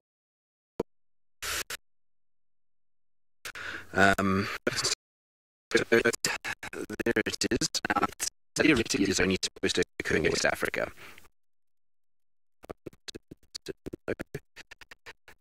Up above. There we go. That's the spelling. That's if you're wanting to work out how to spell it. But they are supposed to be West Africa, but apparently there's 2 or 3 birds that come into the Mara every year around this time and stick around until about April. Now, yesterday I was 99% sure I saw this bird, but it is a very special bird, and I'm pretty sure none of you have this on your list, and so we're trying to find it. So every time I see a snake eagle-like bird, like this brown snake eagle, I'm stopping. The other one that I'm trying to find, which I don't know if we've had on drive yet, maybe you guys can let me know if we've had a short-toed snake eagle on drive yet. I'm not sure if we have. I don't think so. So both of them are around. I saw a short-toed snake eagle the other day when we had the power issues. Just as we wrapped up, there was one that was seen, and so I was hoping that we would be able to get that one and be able to kind of show you both things on camera. I'm trying to get them desperately, and the mornings are the best time to get one of these guys, and the one is hanging around just below Ngama here, so it's a bird that is good to look for. There's a long-crested eagle. It's sitting on the top of that tree over there, so they're always around, but hopefully we'll be able to find one. It's a very, very cool species to see, and like I say, very special for this area, not common at all, incredibly rare actually, so hopefully we'll get some luck and we will find and I will be able to put it on camera and we can confirm to all of you that it is most definitely one of those, because that would be a very special bird to add. It certainly would be a lifer for me. And I was chatting actually yesterday to a guy called Stratton, so some of you might know who that is, others won't know who that is at all, but Stratton he heads up the Marshall Eagle research here and also helps out with the Mara Raptor project. And we were talking about all things raptors, and he was actually telling me to look out for them. And then yesterday morning, just after I spoke to him, we actually kind of saw one in the distance that I thought was it, but before I could get a photograph, it flew off and we didn't get it on camera, which is a bit of a shame. I should have actually asked Archie to quickly punch in on it, because I thought at first it might be a juvenile black-chested, but it just didn't look right, and it had that distinct kind of little white throat patch that you saw there and the grey cere. So let's see, maybe we'll find it again at some point. It would be very, very nice to see. They, like I say, are a very special bird in this part of the world. These guys, not so special in terms of of being seen, but are absolutely beautiful against a bright blue sky like that. So, Child of the Universe, there are 5 different snake eagle species: black-chested, brown, western banded, short-toed, and then this one, which I cannot pronounce, so I'll have to get some French lessons. I'd imagine that's French, from Sebastian. He'll have to tell me how to say it phonetically, or I'll ask Ali. Actually, Ali will be able to tell me. She also speaks French, so we'll be able to get some French lessons from her. But isn't that beautiful? I think that's very pretty, with bright blue background, an angry-looking bird with his yellow eye, and then those green leaves just coming up from the bottom. Makes a very pretty picture for me. I mean, I don't know, maybe you guys disagree. I just think it's a very, very nice picture that we've got, and it's so nice to have some blue sky in the Mara. I'm thoroughly impressed that we have blue skies. It's been a lot of very, very cloudy mornings, that's for sure, so I'm quite chuffed at the fact that it's bright blue behind this long-crested eagle, and it's very, very nice that we've got some heat to dry everything out. The problem is heat brings what? Rain.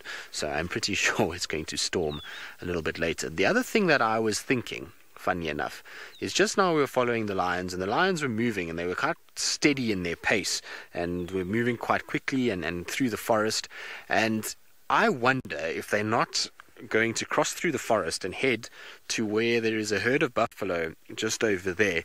They looked like they were on a mission for some reason, and I wonder if they're not trailing that herd. That herd has come from where they went into the drainage, so I'm not sure if potentially they might be sniffing out these buffalo and trying to head in that direction. I might just take a turn. There's a road that runs that way, and maybe we get lucky. Maybe these lions pop out of the forest somewhere there and are on the trail of these buffalo and they want to hunt. There's a giraffe. That's not a lion. We was hoping it would be a lion. Imagine if it was a lion, because it would be quite something to watch that pride, all of them together hunting buffalo. I think it would be a really special treat to see that. But Manu's scanning for me to see if they've come out of the drainage yet. It doesn't look like it.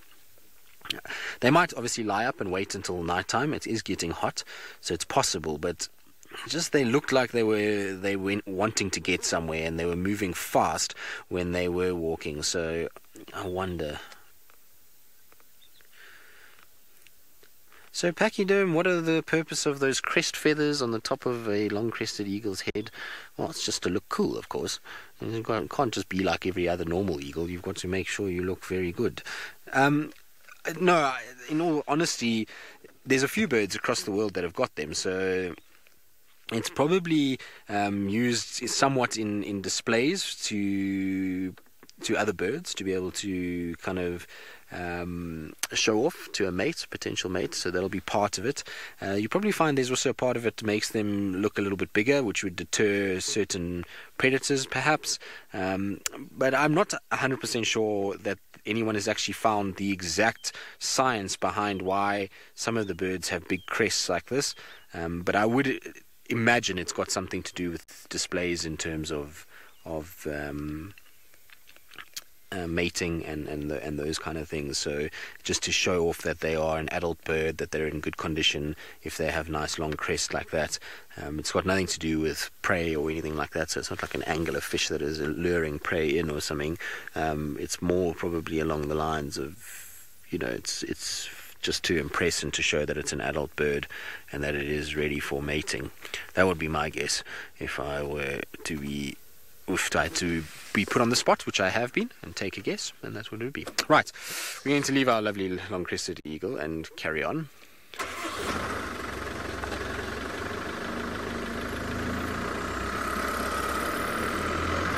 James, I haven't, but yes, one was spotted in the triangle about 2 weeks ago. So they are around. I have been looking out for it.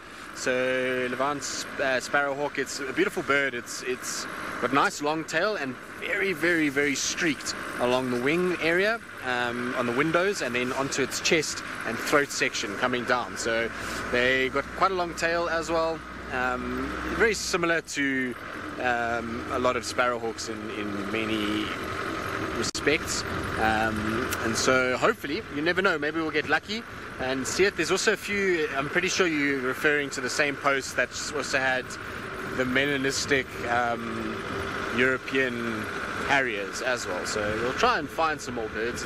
It's so tricky though that, we try and cover distance to get to places, and often we overlook certain birds, but hopefully we'll get lucky and get some of those rarer species in the next couple of days. Good. Back to Jackie though and see how she's getting along at Chitla.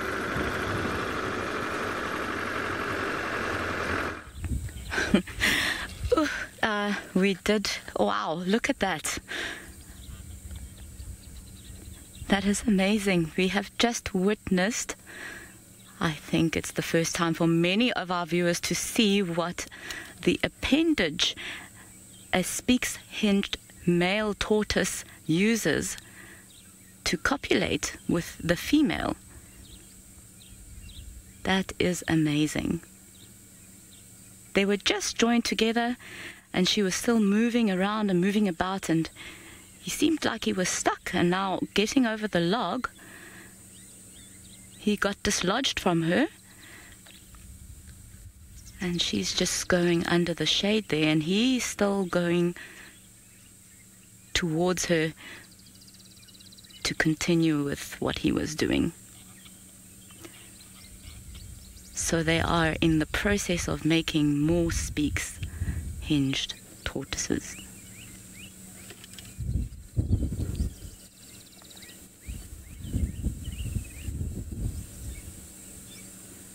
And let's see what happens next. If he's going to go through to her.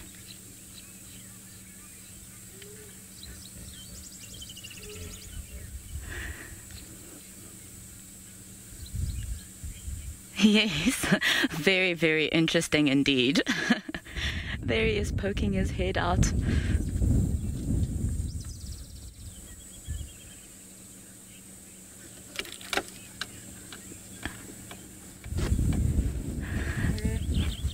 Paula, sorry, I didn't hear that comment. Lou, can you please repeat it for me? Oh yes, Paula, definitely. They do deserve a moment of happiness. And it's the perfect weather as well at the moment. It's not too hot and there's a slight breeze blowing. So they're not going to be burning in the sun, so to speak, while they're engaging in their activity. Oh, Look, he's almost walking on it. So now we get to see how it goes down with the tortoises. There he's moving off. I think she's lost interest because she's really gone very far behind that log.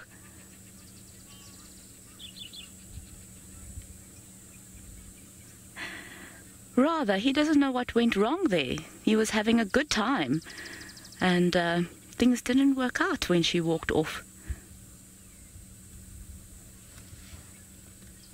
Now he's seeking her out again. See if she'll come back. Doesn't seem to be in very much of a rush, though. He's being very patient, as a gentleman should.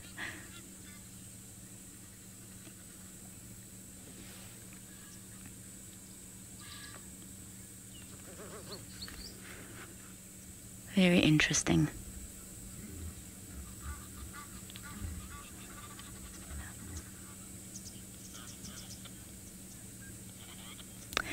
While we are going to see what is going to happen next, let's take you over to Sydney, who's looking at a pretty flower. Look at that. You can see I've got a lovely flower at the moment. This is the blue camelin. Look at that. Something very important when it comes to these flowering plants, the angiosperms, is that they cannot breed without the intervention of some of the tiny little insects. That's why insects are so very important. Not only insects, sometimes insects, if they don't play a role, wind can also play a significant role. So you can see that this plant is now opening, the flower is blooming, and is having those yellow flowers which are there to attract these insects to come. When the insects comes there, you will see they will pick up the pollen, and when they move to the other species of the same plant, it's when the reproduction is going to take place, and that is how this plant is going to generate seeds again in order to grow again. So you can see that it's very important to look after both plants and insects. There's a lot of people, they only talk about the conservation of plants, and they forget that we need the bees and other insects in order to come and assist when it comes to the pollination of these plants. So we only plant trees during the Arbor Week, but we normally don't talk about the preservation of insects. And we forget that those trees are not going to breed just by themselves. They need something very important, such as the insects, to come and facilitate the pollination process. So here, I've got my water bottle because I want to show you something here. Here I've got this plant. This plant looks like the okra. So it's one of the species that we eat where I come from. So we eat quite a lot of wild plants. And this one we cook. We come and take these leaves. And this is how we take. We take only here where is the growth points are. We take all these growth points and then we cook them. After cooking them, this is what is going to happen. You will see, I'm going to add some water here. You will see this plant is going to show some slimy, is going to show some slimy just now. And we don't cook it for a long time. So it's going to be ready just now. After cooking, and then this is what we are going to eat. But the problem is, you can see now, is slimy. Look at this. So after cooking, when it's boiled, it secretes quite a lot of slimy fluid, and we eat this with pap. So when you're eating with the pap, it's like this. Let's assume this is pap. You have to be careful because when you are when you are eating like this, the slimy fluid is going to slide all the time. So it's like the plant is going to run away. You must have to be careful in order to get it so that you can you can eat. So this is one of the wild plants. Normally it's seasonal. It is much more active now during the rains. And I can promise you, a lot of African tribes use this. Paula, when you're eating this, it's like eating the plants which is cooked from glue. Because it has got this very slimy fluid which looks like glue, and you must have to eat all at the same time. So it's something that we are eating all the time where I come from.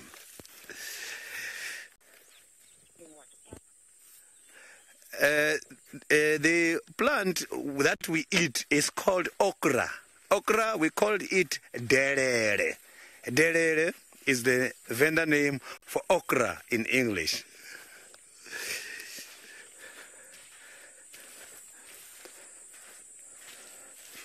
So okra is one of the well recommended, is very much recommended because we use it, and sometimes you can add it with some of the plant ingredients which helps in order to lower the blood pressure. So some people, they use it and they cook it with some of the trees which are in the form of a traveler's joy.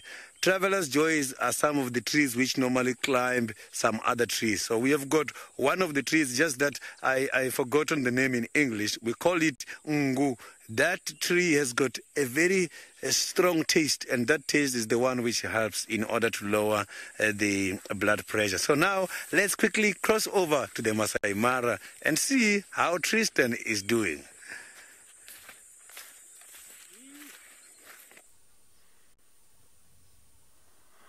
Well, good luck, Sydney. Hopefully you'll find something else, and hopefully it'll be what you are looking for. But you can see we're with our buffalo at the moment. We took a gamble and came up here. I think the lion's probably going to rest during the course of the day, and then they'll only sort of maybe try and hunt these guys tonight. We scanned all along as we were going in the hope that we would pick up some sign of them coming out of the forest, but unfortunately nothing much has come out, and so now we're just sitting with our buffalo, taking it super easy and enjoying the sight of them. We've gotten very sidetracked today, haven't we? We've not really gone the way we were supposed to go. I suppose it's par for the course with me. It happens pretty much every time I head out. I get sidetracked completely. I do apologize about it. I know I shouldn't, but unfortunately, it is the way it is, and I can't help myself. If animals are around, then I like looking at them. I must be honest, I'm not one that likes to rush too much. Around the park, I find it much nicer just to cruise. I know it's a bad thing because sometimes you need to go and find animals, but I just like taking it as it comes, and whatever there is that is around, that suits me. I don't really mind too much. I quite like the fact that sometimes we get to do very cool kind of sightings of lions. Sometimes it's cheetah. Always just depends. Also, sometimes you get very cool looking insects. Now, I do apologize about my piece of paper, but it was the only way to get it to a point where you guys could actually see it. So there's our permits for getting in and out of the reserve. Sorry, Manu, I'm going to try and hold it still. Now, it looks like potentially one of the longhorn beetles. Sorry, that's my cap. I was just trying to see actually what it is, but it looks like one of the longhorns. You can see very, very long antenna, which is where they get their name. But the interesting thing about this is it's a sort of copperish coloration. Oh, flexing its wings. But then it's got a bit of green. Where are you off to? So it's got a bit of green on it as well, on the wing structure as well, which makes it quite beautiful. It's a sort of copperish sheen that it has. And it's going along Kito's dashboard. Very cool looking little insects, and obviously out here in the Mara we don't get to spend nearly as much time looking at insects as we do big animals because we're not on walk as much. Oh, it's just committed suicide. That's not ideal. Oopsie. Not exactly what we were hoping for. I think it's okay though. It's not a very long drop. Oh, there we go. Look at it. It's coming back, Manu. Oh no, it's fallen again. Where has it gone? Let's try, Shame. Let's try get it back up and running.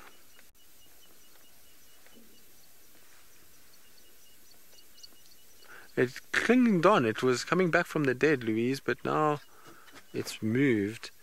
I'm trying to get it so that it can actually escape, but and put it in the grass, but it doesn't want my help. It's running away from me, so we're going to leave it there. This herd, though, of buffalo is one that is always around. There's a specific individual that's very easy to tell. She's on the far left over here, the one that has got the pinkest of pink noses. So there we go, little pink nose. Pink nose is always around. I've seen this buffalo the last time I was here, and even now as well. You can't really mistake it for anybody else. It's just got a bit of a kind of, let's call it a birthmark on its nose, and that means that it unfortunately has a bit of a different look about it. Or fortunately, I don't know, standing out from the crowd, I suppose, is not the worst thing. And so she's very cute. I quite like her as well. The problem is I'm pretty sure at some point in one day we're going to find her with a whole bunch of lions eating her, which will be a little bit depressing if we kind of get into the point where we start to think of her as cute. So that's why I just try and put it out of my mind. It actually is a boy, you're right. Is it? Yes, it is. It is a boy. Sorry. I don't know why I called it a girl. It is a boy, which is classic. Sorry about that. Such is the way life is. Anyway, it is a boy. A young boy. Very young boy. But he's a cute young lad. How about that? Sorry, fella. But maybe that's why he's looking at me, just to say, what the hell are you on about? There's nothing ladylike about me. I might have a pink nose, but I am not a woman at all. No, not really. There's not really an individual that will lead the herd around. It's pretty kind of brainless in terms of the amount of movement that takes place. I mean, there are older buffalo that probably know where the best grazing and the best water sources are for different sort of times of the year, and they'll kind of move, and the herd mentality will drag the rest along until they learn it. But no, there's not really a herd leader as per se. You can see it's quite kind of mixed up, and older, younger. What I really like about buffalo sometimes, when the calves get to a certain age, which people in South Africa would be very excited about. There's a vast section of South Africa that likes two-tone coloured clothing. It's generally the farming section, and they like to have, the two-tone colour. And there you can see one of the two-tone baby buffalo that I was going to talk about. You can see they're changing now from that light brown color to a darker brown, and so it's halfway at this stage between the two. Unfortunately for it, it's going to take a while of time, and this one closest to us has also got a same effect, where it's getting darker on the front, but its backside is still a little bit light in color. And a little baby buffalo is a cute little thing, isn't it? Look at it, its ears are too big. Hello, little buffalo. Yes, catch up with mom. Now, of course, when they're born, they're this lighter color just to try and blend in a little bit better with the grass, so that they camouflage a lot better. If they're dark coloration, easy for cats to spot them, so they try and be a little bit lighter in color, and then as they get older, they start to darken up and become more what the adults look like. But they are very sweet little things. Shame they have it. Yes, look at you. Are you so you? It's having a little smile.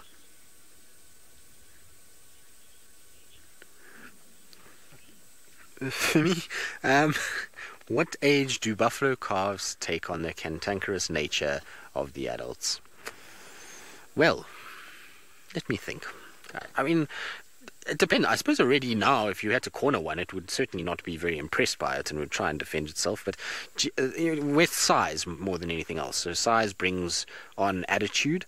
The bigger they get, the more they feel like they can bully people around. And you'll find the females are not too bad. It's really the males that are the ones that are full of nonsense and can be a bit of a handful to deal with. So when they start to develop as teenagers, that's generally when that nature comes on, and then as they start to breed for the first time, it really kind of sets in. That testosterone flush that comes through them gets them going and makes them a little bit on the grumpier side of life. Not that you would say that any of these guys are grumpy at all. I mean, they're just milling about us. We're completely in the middle of this herd at the moment, and there is absolutely no kind of stress from anybody. Everybody is very, very chilled. And it's quite interesting because generally here in the Mara, most of the buffalo herds will give you quite a wide berth. It's a weird thing. They, in South Africa, they'll just come right past you. They don't really care. But in here, they generally see a car and they will shift sort of 20-30 meters and then cross the road away from you. But this morning, this herd is very happy just to kind of be in and amongst us, which I'm quite happy about too. I like being in amongst a buffalo herd. It's quite a special thing. You can actually even hear them as they're grazing along.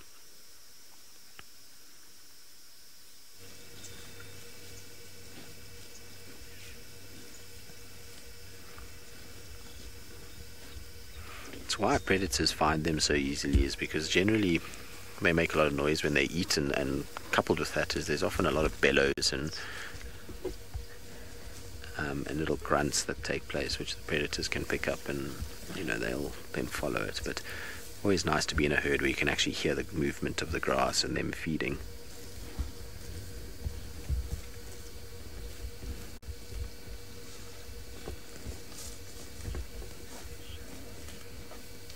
Right, I think we'll probably carry on. We'll go see what else we can find. There's some ellies that are also around. I saw some birds as well that I want to go and have a look at. And so no sign of the lions. But in the meantime, back to Jackie, who's now looking at a tree, I believe.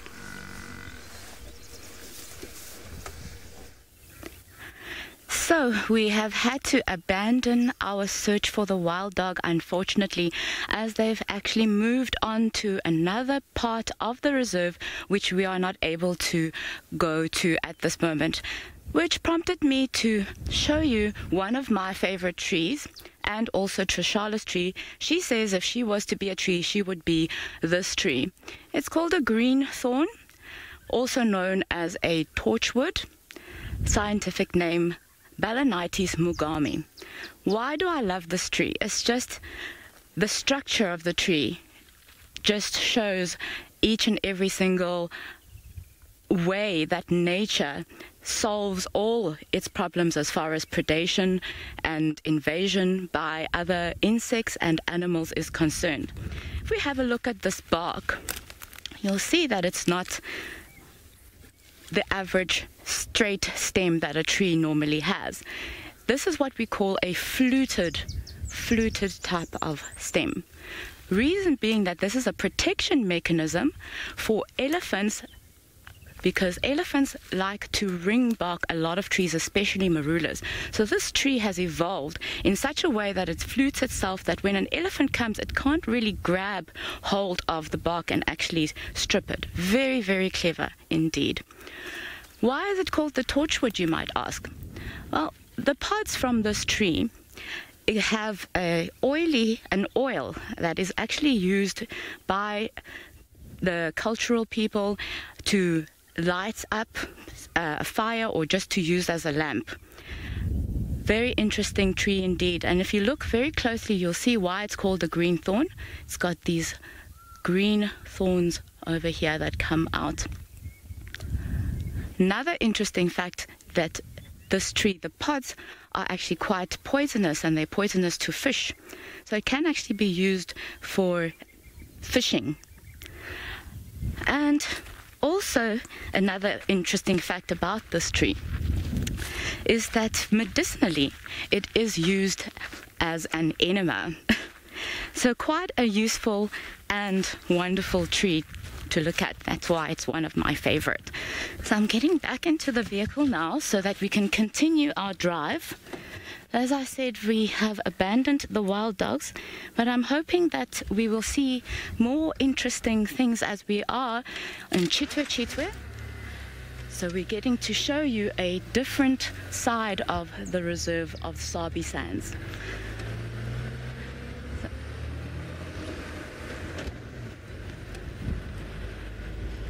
And while we are looking to find more interesting creatures for you all, let us take you over to Tristan in the Mara. We are now trying to observe something which has been taking place here, and something unusual and very interesting. Look, I've got this ant here. This is a drop-tail ant, and this drop-tail ant was dragged by this small ant. So the small ants are dragging an old dead drop-tail ant. But now the question is, These small ants and the other members of the colony where this drop-tail ant is coming from, how do they know when one is dead in the colony? So this is how it works. When one ant is dead in the colony, 2 days later, that ant is going to secrete, the body is going to give off something which is called an oleic acid. An oleic acid is the one which is going to confirm to the rest of the colony members that we have lost a partner. And that is when the undertakers must come and take that ant and drag him outside and throw him by the burial site. So they do have burial sites, this kind of ants. And if you come and paint a live ant with the oleic acid, when the live ant goes back to the colony, this is what is going to happen. The other ones, to them, a scent from an oleic acid is equal to death. They will drag it alive and put it by the burial site. So that is something very, very interesting. So the ants, when they drag food back to the colony, so those adults, they are not going to eat that food. So this is how it's going to work. It's a very long process. I'm going to draw a stomach of an ant here. If you look, the ant has got a line you see here on the waist. And after that, you will see this big round thing at the back. This is the stomach. And here is the waist.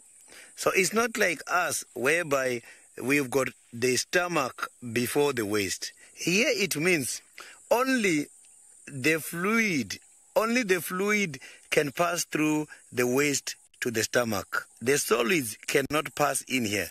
So that is why they have to drag the food back to the nest. Reason for them to drag food back to the nest is to let their larvae in order to eat the solids. Their larvae is the ones who are responsible to eat the solids. And after eating the solids, this is what is going to happen. They are going to then excrete the fluid from the mouth, and that fluid is going to flow on the ground, and that is how the adults are going to eat.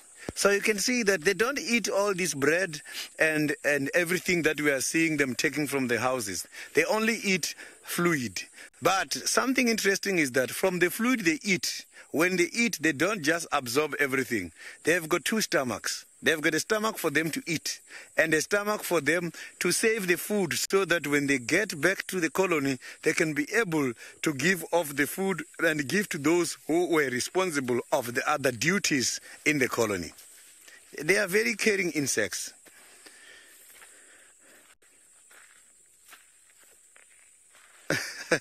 Bright night, those insects are too small, but I can guarantee you they are so interesting and they are so caring. So you can see that when they go out, they bring food and give others in the colony. It's not all about those who go and scout the food.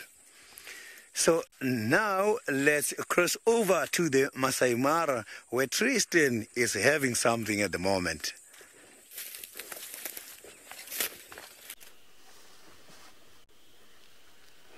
Indeed, we are with a raptor. If you cruise along this escarpment, this is a bird that you'll see quite a lot of. It's called an auger buzzard, and so you see them quite regularly kind of on the edges of the escarpment where they'll hunt and look around for all kinds of food things. And the nice thing about here is that you get this kind, which is the normal one. As you see, it's got the rufous tail, very white thighs, white chest and dark back. You also see a zebra that's busy photobombing there, and so that would be the normal kind of buzzard that you would see. Every now and then though, and particularly if you go down to where the sausages are, there's an individual there that is a melanistic one. It's completely black. It does not have any white on its chest or legs at all, so it's just a complete black bird. There goes the zebra's just chased it. You can see all the white now as it flies off, and it will probably go and land in a large tree somewhere close by to where it's flying. No, it's turned and it's going to go towards a whole bunch of warthogs. It's just finding all the animals for us. We just follow this bird around and it'll take us to where all the animals are. But there's a tree there that I suspect it's going to go land in. Come on, up into the bosque here. And there we go. Done. Very well done, Manu. That was good work following that bird. Very nice. Always good to see them. Right, so what we've done is we've left our buffalo and we're now looping round towards the forest. Where we lost or left the lions is directly across now from us, so it's just the forest between us. So if they are going to come out, then they're going to come out just somewhere close here. So we're just going to have a little quick look, see if they maybe have moved out of the forested area and potentially might be moving towards those buffalo.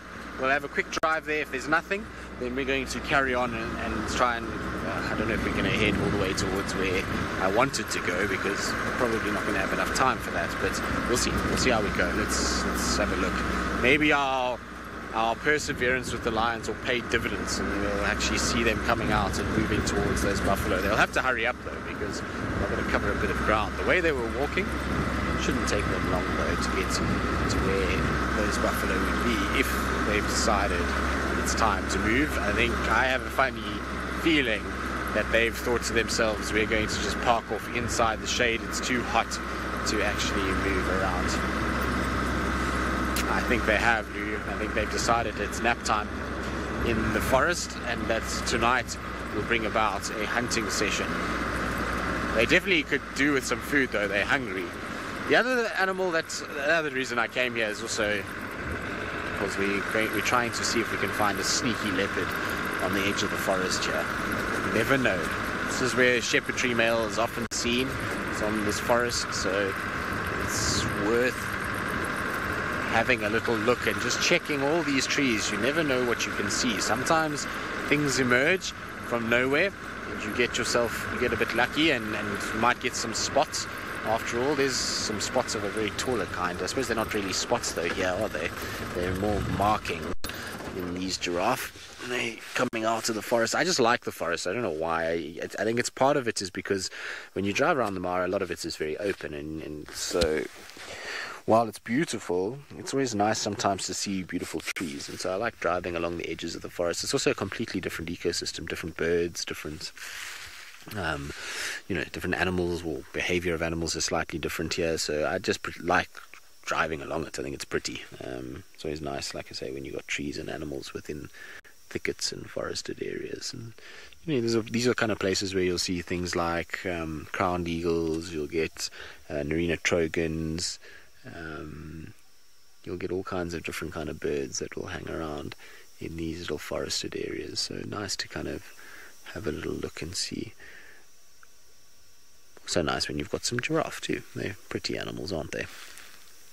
But alas, it does not look like our lions are out, that's for sure. I would have expected them to have popped out somewhere where we are now, but you never know. The road hugs this tree line, so we'll just kind of drive along. They might just be sitting in the tree line watching everything that's going on, but I have a sneaky suspicion that they have decided it's time for a nap. Now, it is getting also much warmer, so I'm going to get rid of a jacket quickly while you guys watch giraffes. I do apologize about the noise as I do so. Our mics pick up everything, so we've got to be kind of a bit careful about these things as we do it. So just try and kind of...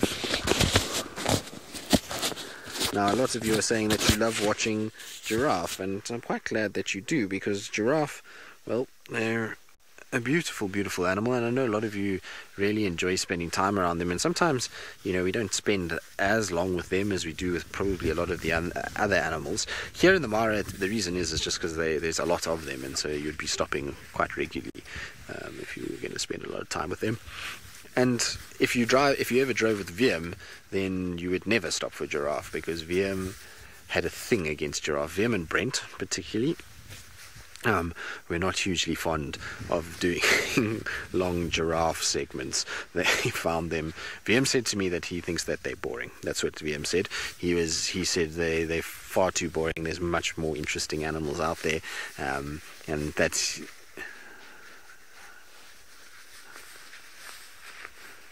Exactly, that was the other reason too, is that VM also didn't think that they were very easy to actually frame in an eloquent way and to make them, well, not eloquent, but in an elegant way is probably a better word for it. They didn't like the way that they kind of looked on camera, and he said it was awkward to kind of film them. They didn't really flow nicely, and so he preferred sort of much more to film other things than giraffe. He used to have a phobia for giraffe filming. It was quite funny to watch him and Brent when giraffe were around. They used to both kind of try and pretend like it wasn't there. Of course, they would get caught out from time to time when the giraffes would walk into the road, and then they would have to do some giraffe stuff, which is quite funny. But anyway, reminiscing about those that have departed, I suppose, in some ways. It's only been a day with Brent, but miss VM as well. He's been away for a while now, and he was a delight to have on the back of the car as well. So hope he's well. I know he watches every now and then. He's been busy down in Cape Town. Giraffe Girl, I expected this from you. You say giraffe are so wonderful, they're never boring. And Giraffe Girl, I'm not the one that's disagreeing with you. I agree with what you've got to say. I'm just telling you that there's certain people that find them not that way. They, I suppose each to their own. It's the same as some people like lions, some people like leopards, some people like other animals. It just depends. Everyone's got their own kind of preferences. But there's a very awkward drink that's been taking place there for that giraffe who thinks that's very tasty. Good. Now Jackie's got probably one of my favorite lizards that we see down in South Africa, so before it disappears, let's send you across to her.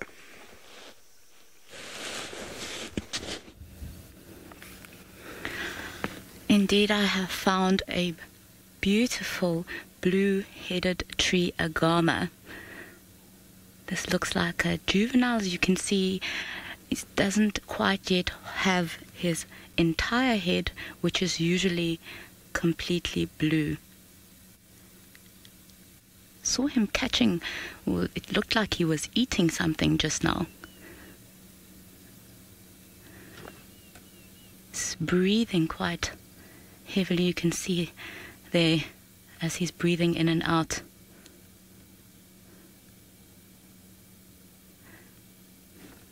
Sitting very still, looking about.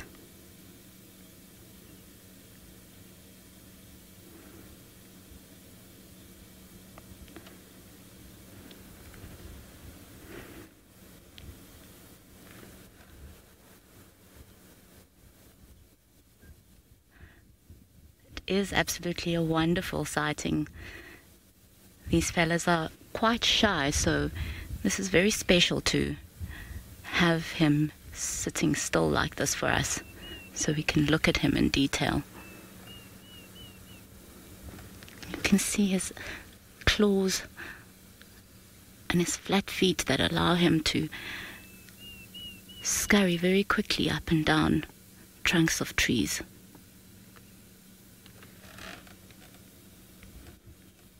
Hello, mister. Look at that.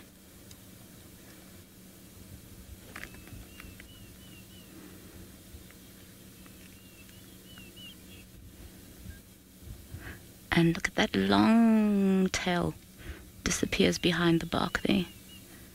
And all the scales.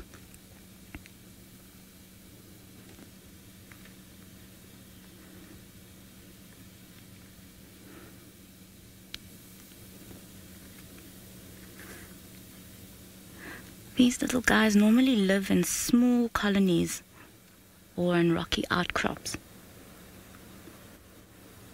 Look, there he is. But normally you see them on their own when they're out foraging.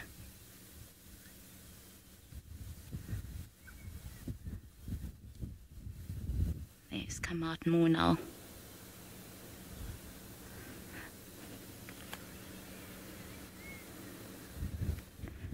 Sarah, yes, incredibly, his camouflage is quite amazing. You can see that he almost looks like the tree itself. You'd have to really, really search for him, and it's thanks to Trishada's good eyes that we actually got him.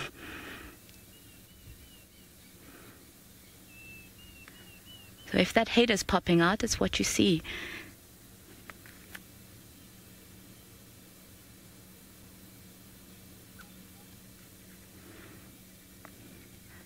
We're seeing him during the day now because they're usually active during the day. And they like to eat small insects like ants and termites.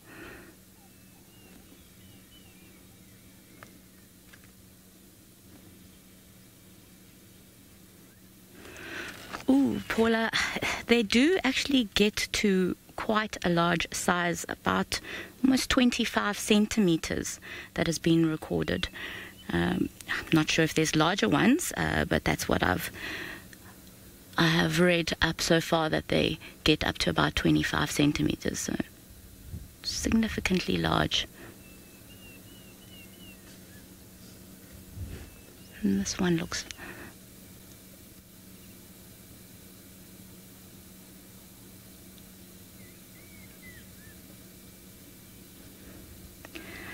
Kuma, they eat ants and small insects and termites.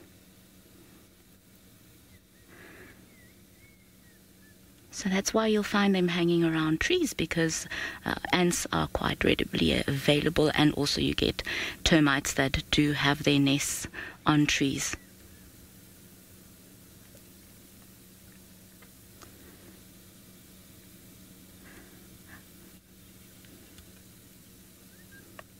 So, speaking about what this Agama enjoys eating, let's take you over to Sydney, who has found the Agama's favorite food source. So competition is going to be very high here at the moment. We've got the ant who is trying to get hold of some of the sugar from the plant, and this is the buffalo thorn. They normally call it Eziphus macronata. So the leaves are coming back and they're nice and soft. I'm here with my friend Pat. I'm sure you all know who Pat is. So we are having some breakfast. Cheers. And this is nice. And the taste when these leaves are coming back is so sweet and is slimy. So this is nice. I think we can take some of these leaves in order to make some salad. But we are not just eating for fun. This plant is very important because it can serve as an aphrodisiac. And from that, for medicinal purposes, you can take the roots and use them in order to kill the pains. And the stomach pains specifically. This is how we do it. You dig the ground. Let me show you here. You have to dig the ground and get to the root. Let's assume as if this is the root we found.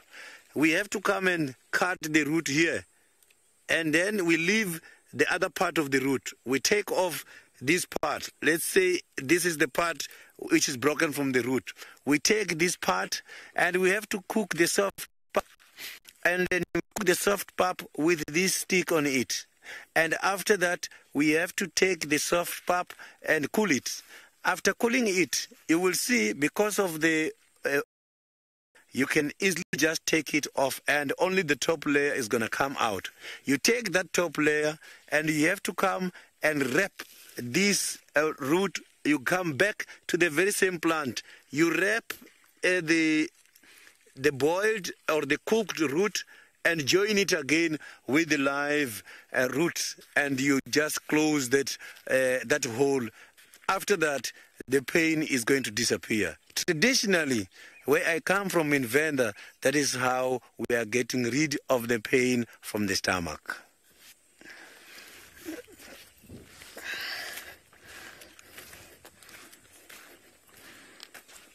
So the tasty of these leaves is still very much nice. So it's not bad, it's just neutral. So maybe if we wait here for 15 minutes, is when the tannin was going to be high and give us a problem. So let's go to my other colleague.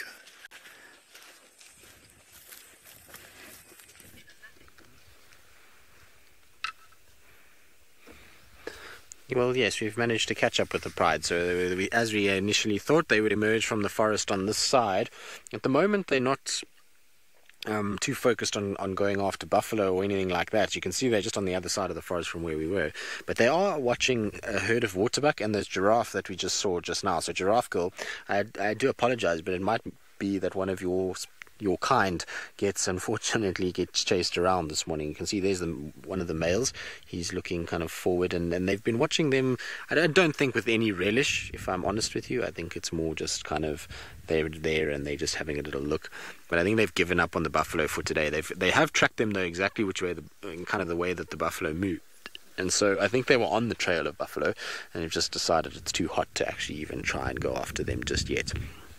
But it's good that we at least kind of, our instincts were correct that they would emerge on the other side. I was hoping they would, and obviously could have lay up inside there. But, you know, generally with lions, they like to be able to see what's going on. And so being up and out of the forest allows them to actually watch if there's any potential hunting options.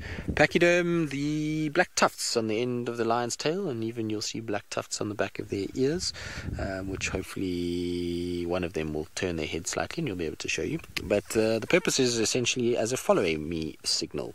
So when a female has little cubs and she's walking through the grass, sometimes the grass can be a little bit long, but if that little black tail is there, that black contrasts quite heavily against the grassy sort of plains, and it allows the cubs to be able to see the tail of the female and follow it and know that's where mom is. As they get older, those black tufts on the tail and on the ears help to just get the pride when they're hunting. It helps for them to be able to see one another from behind and to see where one is heading. Then they also will use it again, much like a follow me signal. It contrasts so heavily against the grass that if they see that black tuft from far away, they know that, okay, that's where the rest of the pride is, and they can move in that direction. So it's essentially just a communication marking more than anything else. It allows these guys to be able to see one another in even the most sort of thickest grass, and they can then pick up that kind of different little look about it, and be able to pick up that different color. And it'll always be different on certain animals. So look at something like a leopard, for example. Leopard, given that they spend a lot of time in dense thickets, they have a white marking, and that's because that will show a lot better in shadowed environments, whereas black will show a lot better in highlighted environments like open areas. So that's why you'll find each animal has its own kind of way of showing to an individual of their same species where they are and what's actually going on. And you can see the black tufts quite clearly. One thing about Mara lions, though, is that their ears seem to be much larger. I don't know why it is. I always think to myself the ears on the Mara lions are huge in comparison.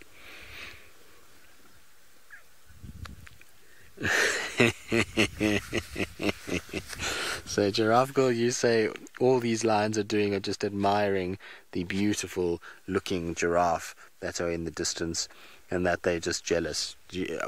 Well, admiring, yes, but admiring them from a point of view that they've stripped them of their coat and all they're seeing is big fat steaks that are walking around on 4 legs. So that's really what they're admiring, is the amount of food that could give them. But no, I in all honesty, I doubt that they would hunt giraffe. Probably maybe a bit of exuberance from the young ones that would lead to them trying to go after giraffe. But it takes a lot of technique and a lot of skill to bring down big adult giraffe, and there's no young ones that I saw, so I think these giraffe will be okay. And the waterbuck, on the other hand, not so much. These guys will hunt waterbuck. It's a very big fallacy, as Sydney was alluding to. I think it was yesterday or the day before, that waterbuck are not eaten. They are eaten by everything. Countless times I've seen waterbuck being eaten by lion, leopard, cheetah, wild dog, hyenas. There's nothing that doesn't eat them. So just because us as humans, we're not a huge fan of the meat, doesn't mean that the wild animals don't eat it. But so they could be in danger.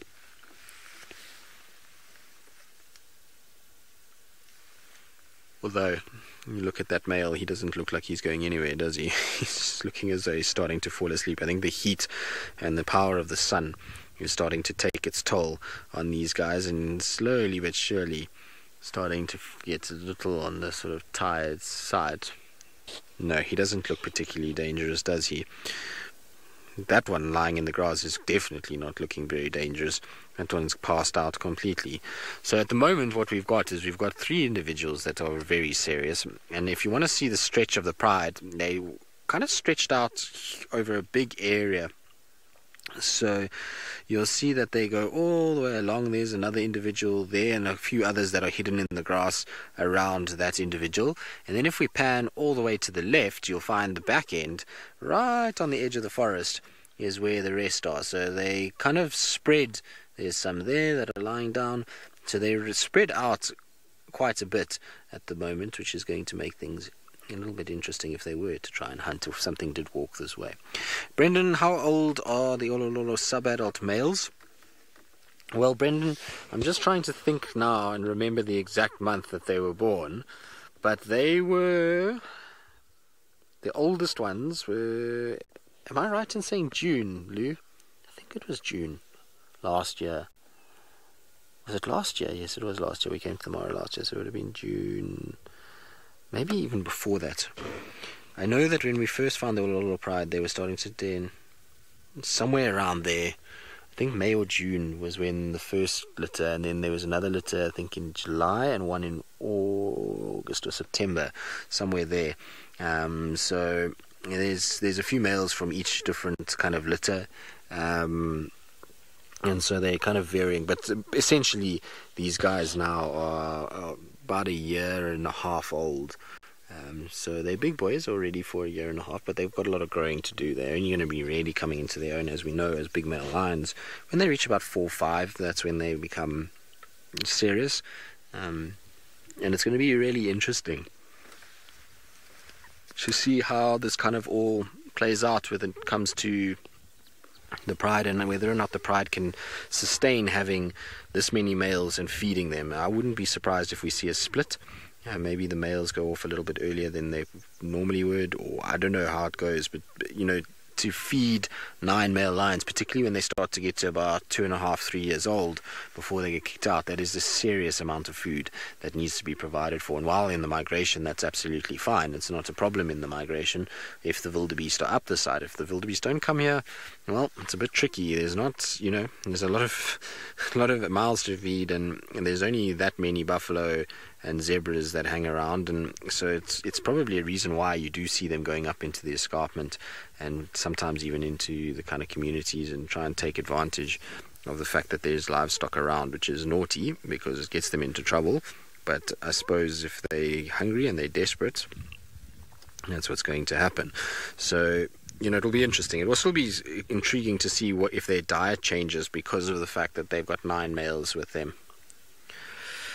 Paula, so this is a discussion that gets had all the time, and you know, it's a weird thing because we always look at lions and we'll say, oh, that's the biggest male lion that we see out here, and it's not necessarily the case. I mean, it's very tricky to know the size differences unless animals are right next to each other. But what I will say is, I will say that the females here maybe are not taller, but they definitely tend to be bulkier. So they tend to have a much bigger shoulder section, and I have a funny feeling it's because they spend a lot of their time walking through quite soft terrain, where it means that they're constantly having to kind of push a lot harder, whereas our lions are lucky. They live in a more kind of drier area where the ground tends to be a lot firmer for large sections of their life, and so these guys they seem to have much bigger, powerful shoulder sections on the females in particular. The males, though, I mean, the manes are much bigger, which makes them appear much larger, but the actual size of them, they're pretty similar, to be honest with you. I haven't seen males here where I've thought to myself, well, that guy is way, way bigger than I've seen ever in South Africa. I mean, their manes are more impressive, and that's solely to do with the fact that they don't have nearly as much in the way of vegetation and trees and thorn trees and things that are pulling at their manes constantly and removing hair. Remember, our lions have to walk through scrub all the time and constantly are losing hair as they do it, whereas these guys, you know, grass is not pulling out hair nearly as much as, let's say, a buffalo thorn or an acacia or something like that, and so they have a much easier time of it when it comes to being able to keep their manes growing and longer and denser. So that would be probably the thing. I mean, that Kitchener male is a big boy. There's no way you can kind of say he isn't. He's a large individual, that dark-maned one. He would be up there with any of the biggest lions that we had in the Sabi Sands. But do you remember the Matimba boys? I mean, they would compete with any of these males here as well. So I don't think there's much size. I think it's more kind of body condition in terms of hair on the males, and the females, I would say, are bulkier. I mean, the muscle structures on some of these females is monstrous, and they just seem to have a much thicker set build than what we see from some of the Sabi Sand lions. Sabi Sand lions seem to remind me a lot more of kind of marathon runners as opposed to these guys that look like, if we had to kind of make one. Good. Watching, and while I do that, let's send you back across to Jackie, who's got a water buck, and I wonder if these guys are watching the same thing.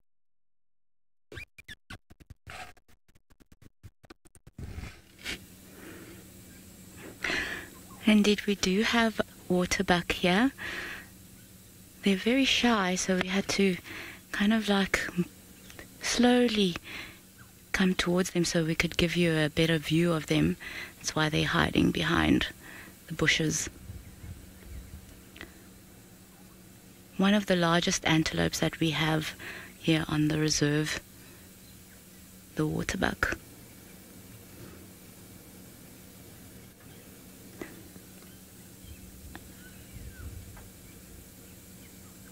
There are a few theories as to why that they're called water buck, and one of them is that when they flee from their predator, they head towards water and go into the water as a protection.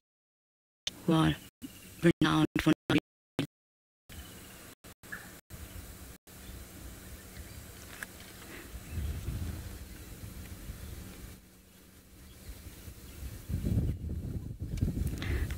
Sally, yes, I've also heard that predators do not favor waterbuck because of the meat not being good, which is not 100% correct. They do, however, exude a substance that is thought to make them more. We have seen other predators eat waterbuck, so it's not 100% correct, but it could be somewhat of a deterrent to predators. Look at those horns. He's standing still now because he wants to see exactly where I am, where we are positioned, to see if we are a threat or not. So he's listening. You can see his ears moving around, listening. If I start the car up now, he'll definitely start to run away. He's moving slowly through. I am actually going to see if we can... I see the females coming towards this side. She's up ahead. I'm going to slowly try and... Oh, there she is. I was hoping that she would come out. Look at her. Very curious.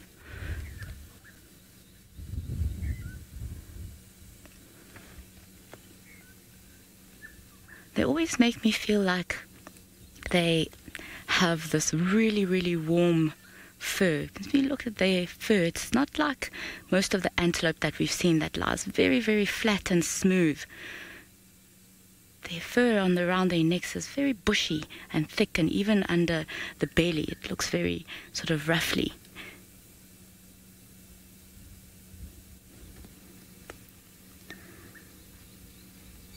Quite heavy antelope. They can weigh up to 200 kilograms.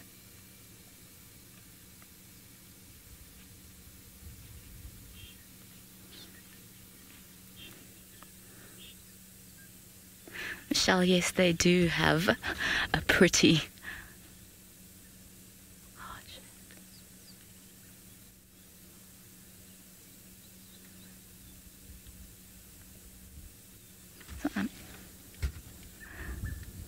she's also just wary to see now what we're going to do. And looking about. See how she blends in very nicely because there's not that much green grass around. The longer blades of grass are still very dry, and she blends in very nicely in the background. Oh, Michelle, now I see the heart-shaped nose.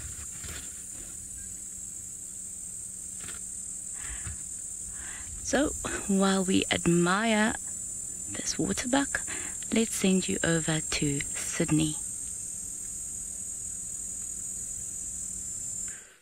So here I've got a track, and this track is much more clear here. So it's a track which is coming from one of the predators. So, but by looking at the track, this is telling me, the two loops is telling me that this is a dog. And I can see the nails there. And what is convincing me is that if you can come and dissect this track like this, you will see that there is enough space in order to have a stick on that side, and we can also have another stick crossing an X to this side without touching the toes. That is telling us this is a dog. So for the cats, you cannot divide the tracks like this. The toes are closely attached. And here, the cats have got the three lobes. So this is the track from the wild dog. He was moving towards this direction. So you can see the toes there. So these kind of animals, the wild dogs, every time you see them, they are running, all the time running. That helps them in order to maintain their stamina.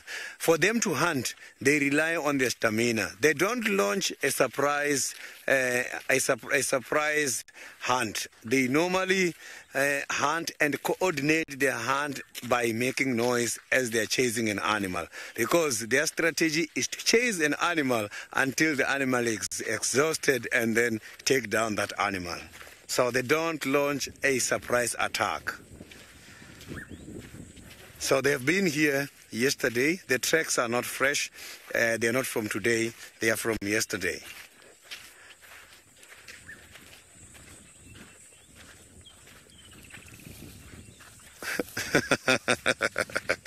Yeah, it's very easy. You can easily track your own dogs just by following that. And something important is that the dogs, they have got 4 toes.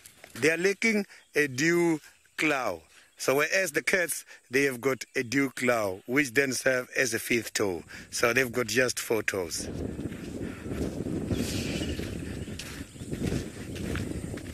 So you can hear the woodland kingfisher is talking. It is their time now. Listen to that. That is quite a lovely sound. Listen to that. Oh, it's disappointing me. Oh, there you go. Listen to that. This is amazing. So now quite a lot of birds are back. It's just that now that the bush is thick, it's difficult to see them, but we are going to see them. Soon as some of these fruits starts to come out, the fructivores, those that eat fruits, we will see them. And also late afternoons when the flying ants, the termites, are leaving the termite mounds, you will also see them coming. During the rain and after rain, we will also see them coming for those flying ants. So we are going to see quite a lot of birds.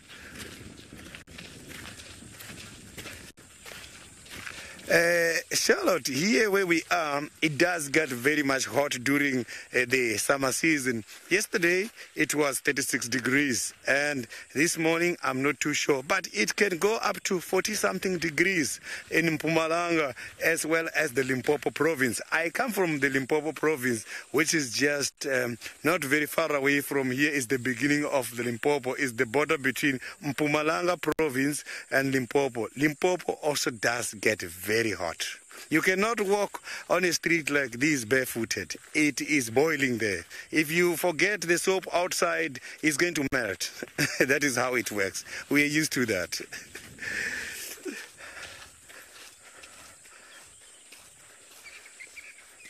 So you can hear the francolins are also, oh, here is one of these plants. This plant is growing. You know, this plant is one of those plants which has got very soft leaves. You can see velvet, but the velvet doesn't stick on me.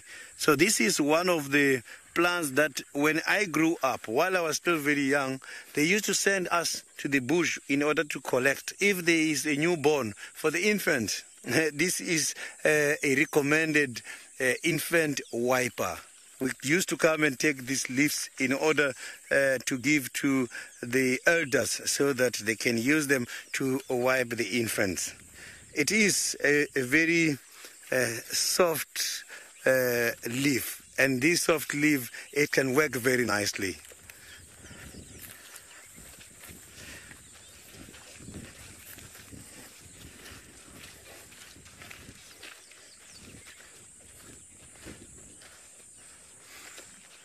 So maybe we're going to find much more interesting other insects as we are heading back here. So now let's cross over to the Masai Mara, where Tristan is still together with the lions.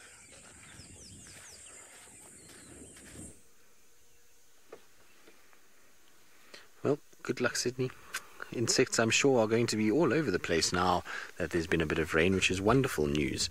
I'm quite glad that the insects are back. It's one of my favorite things about Djuma when all the insects are around. It's so nice. There's so much variation and so many different things that you can see.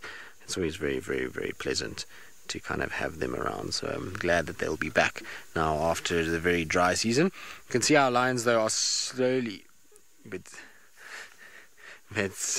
surely you can see that lions are starting to seek some shelter. It's starting to get hot now and they need a bit of shade, and so one by one they're retreating to the edge of the forest where there's at least a little bit of a break from this heat that is raining down. It has gotten very warm all of a sudden, especially if you are in the direct sun. It's not very pleasant at all, and so I'm sure these guys are going to get too hot to lie out and about, and it means that they've turned their attention away from the giraffe and the waterbuck and the zebras that were all behind us, and have decided, I think, on resting until such time as it cools down. But this evening will be a really good time to be with these guys, and so Gigi will be out this afternoon, and I'm pretty sure I'll let him know that this will be a good place to come, just from a point of view that these guys are hungry. So maybe not early afternoon, but if there's a storm that builds or something like that, this will be a really great place to be, because these guys are going to be looking for food at some point this afternoon or this evening.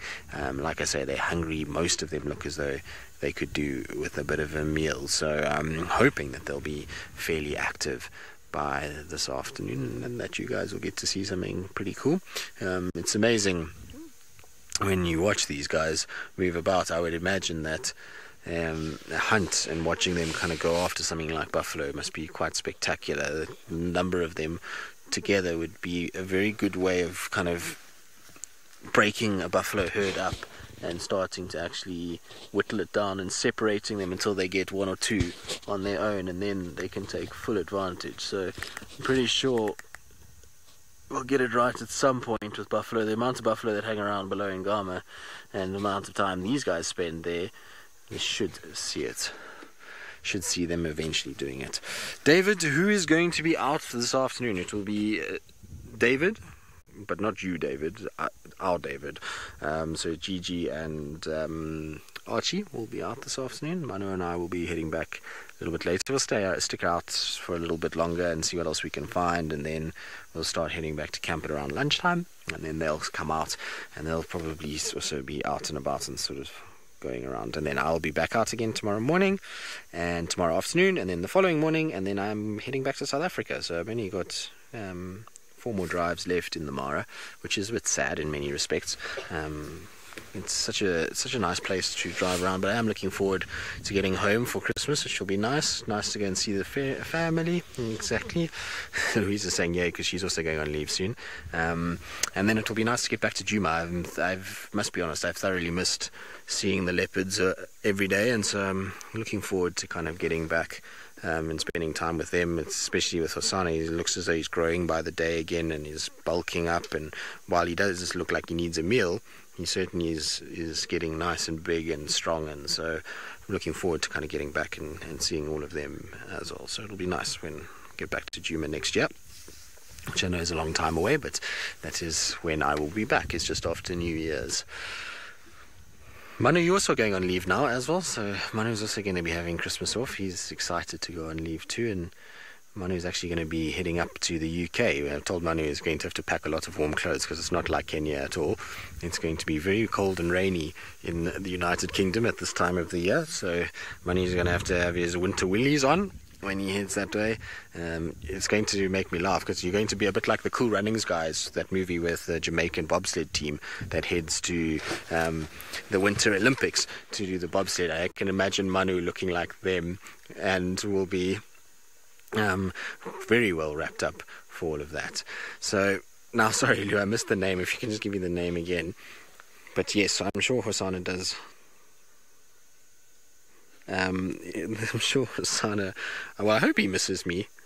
It would be nice if he did. Bright Might or Bright Mike, anyway, one of the two. Yes, I hope so. He's been full of all kinds of interesting things since I've been away, so I hope that he kind of will be out and about when I get back, for sure. Oh, Bright Night. Okay, there we go. Thank you very much. Anyway, it'll be good to catch up with him, like I say, when I get back in a few weeks' time. Anyway, it's that time of the day, unfortunately, where we're going to be saying goodbye to all of you guys, and we're going to unfortunately be only back out a little bit later, although if we find something in the next little bit, we certainly will go live again, so make sure you pay attention to your notifications. But from Sydney and Jackie and Molly, it's all the cam ops, myself, it's been an absolute pleasure. I hope that you've enjoyed the morning, and we'll see you all this afternoon on the Sunset Safari.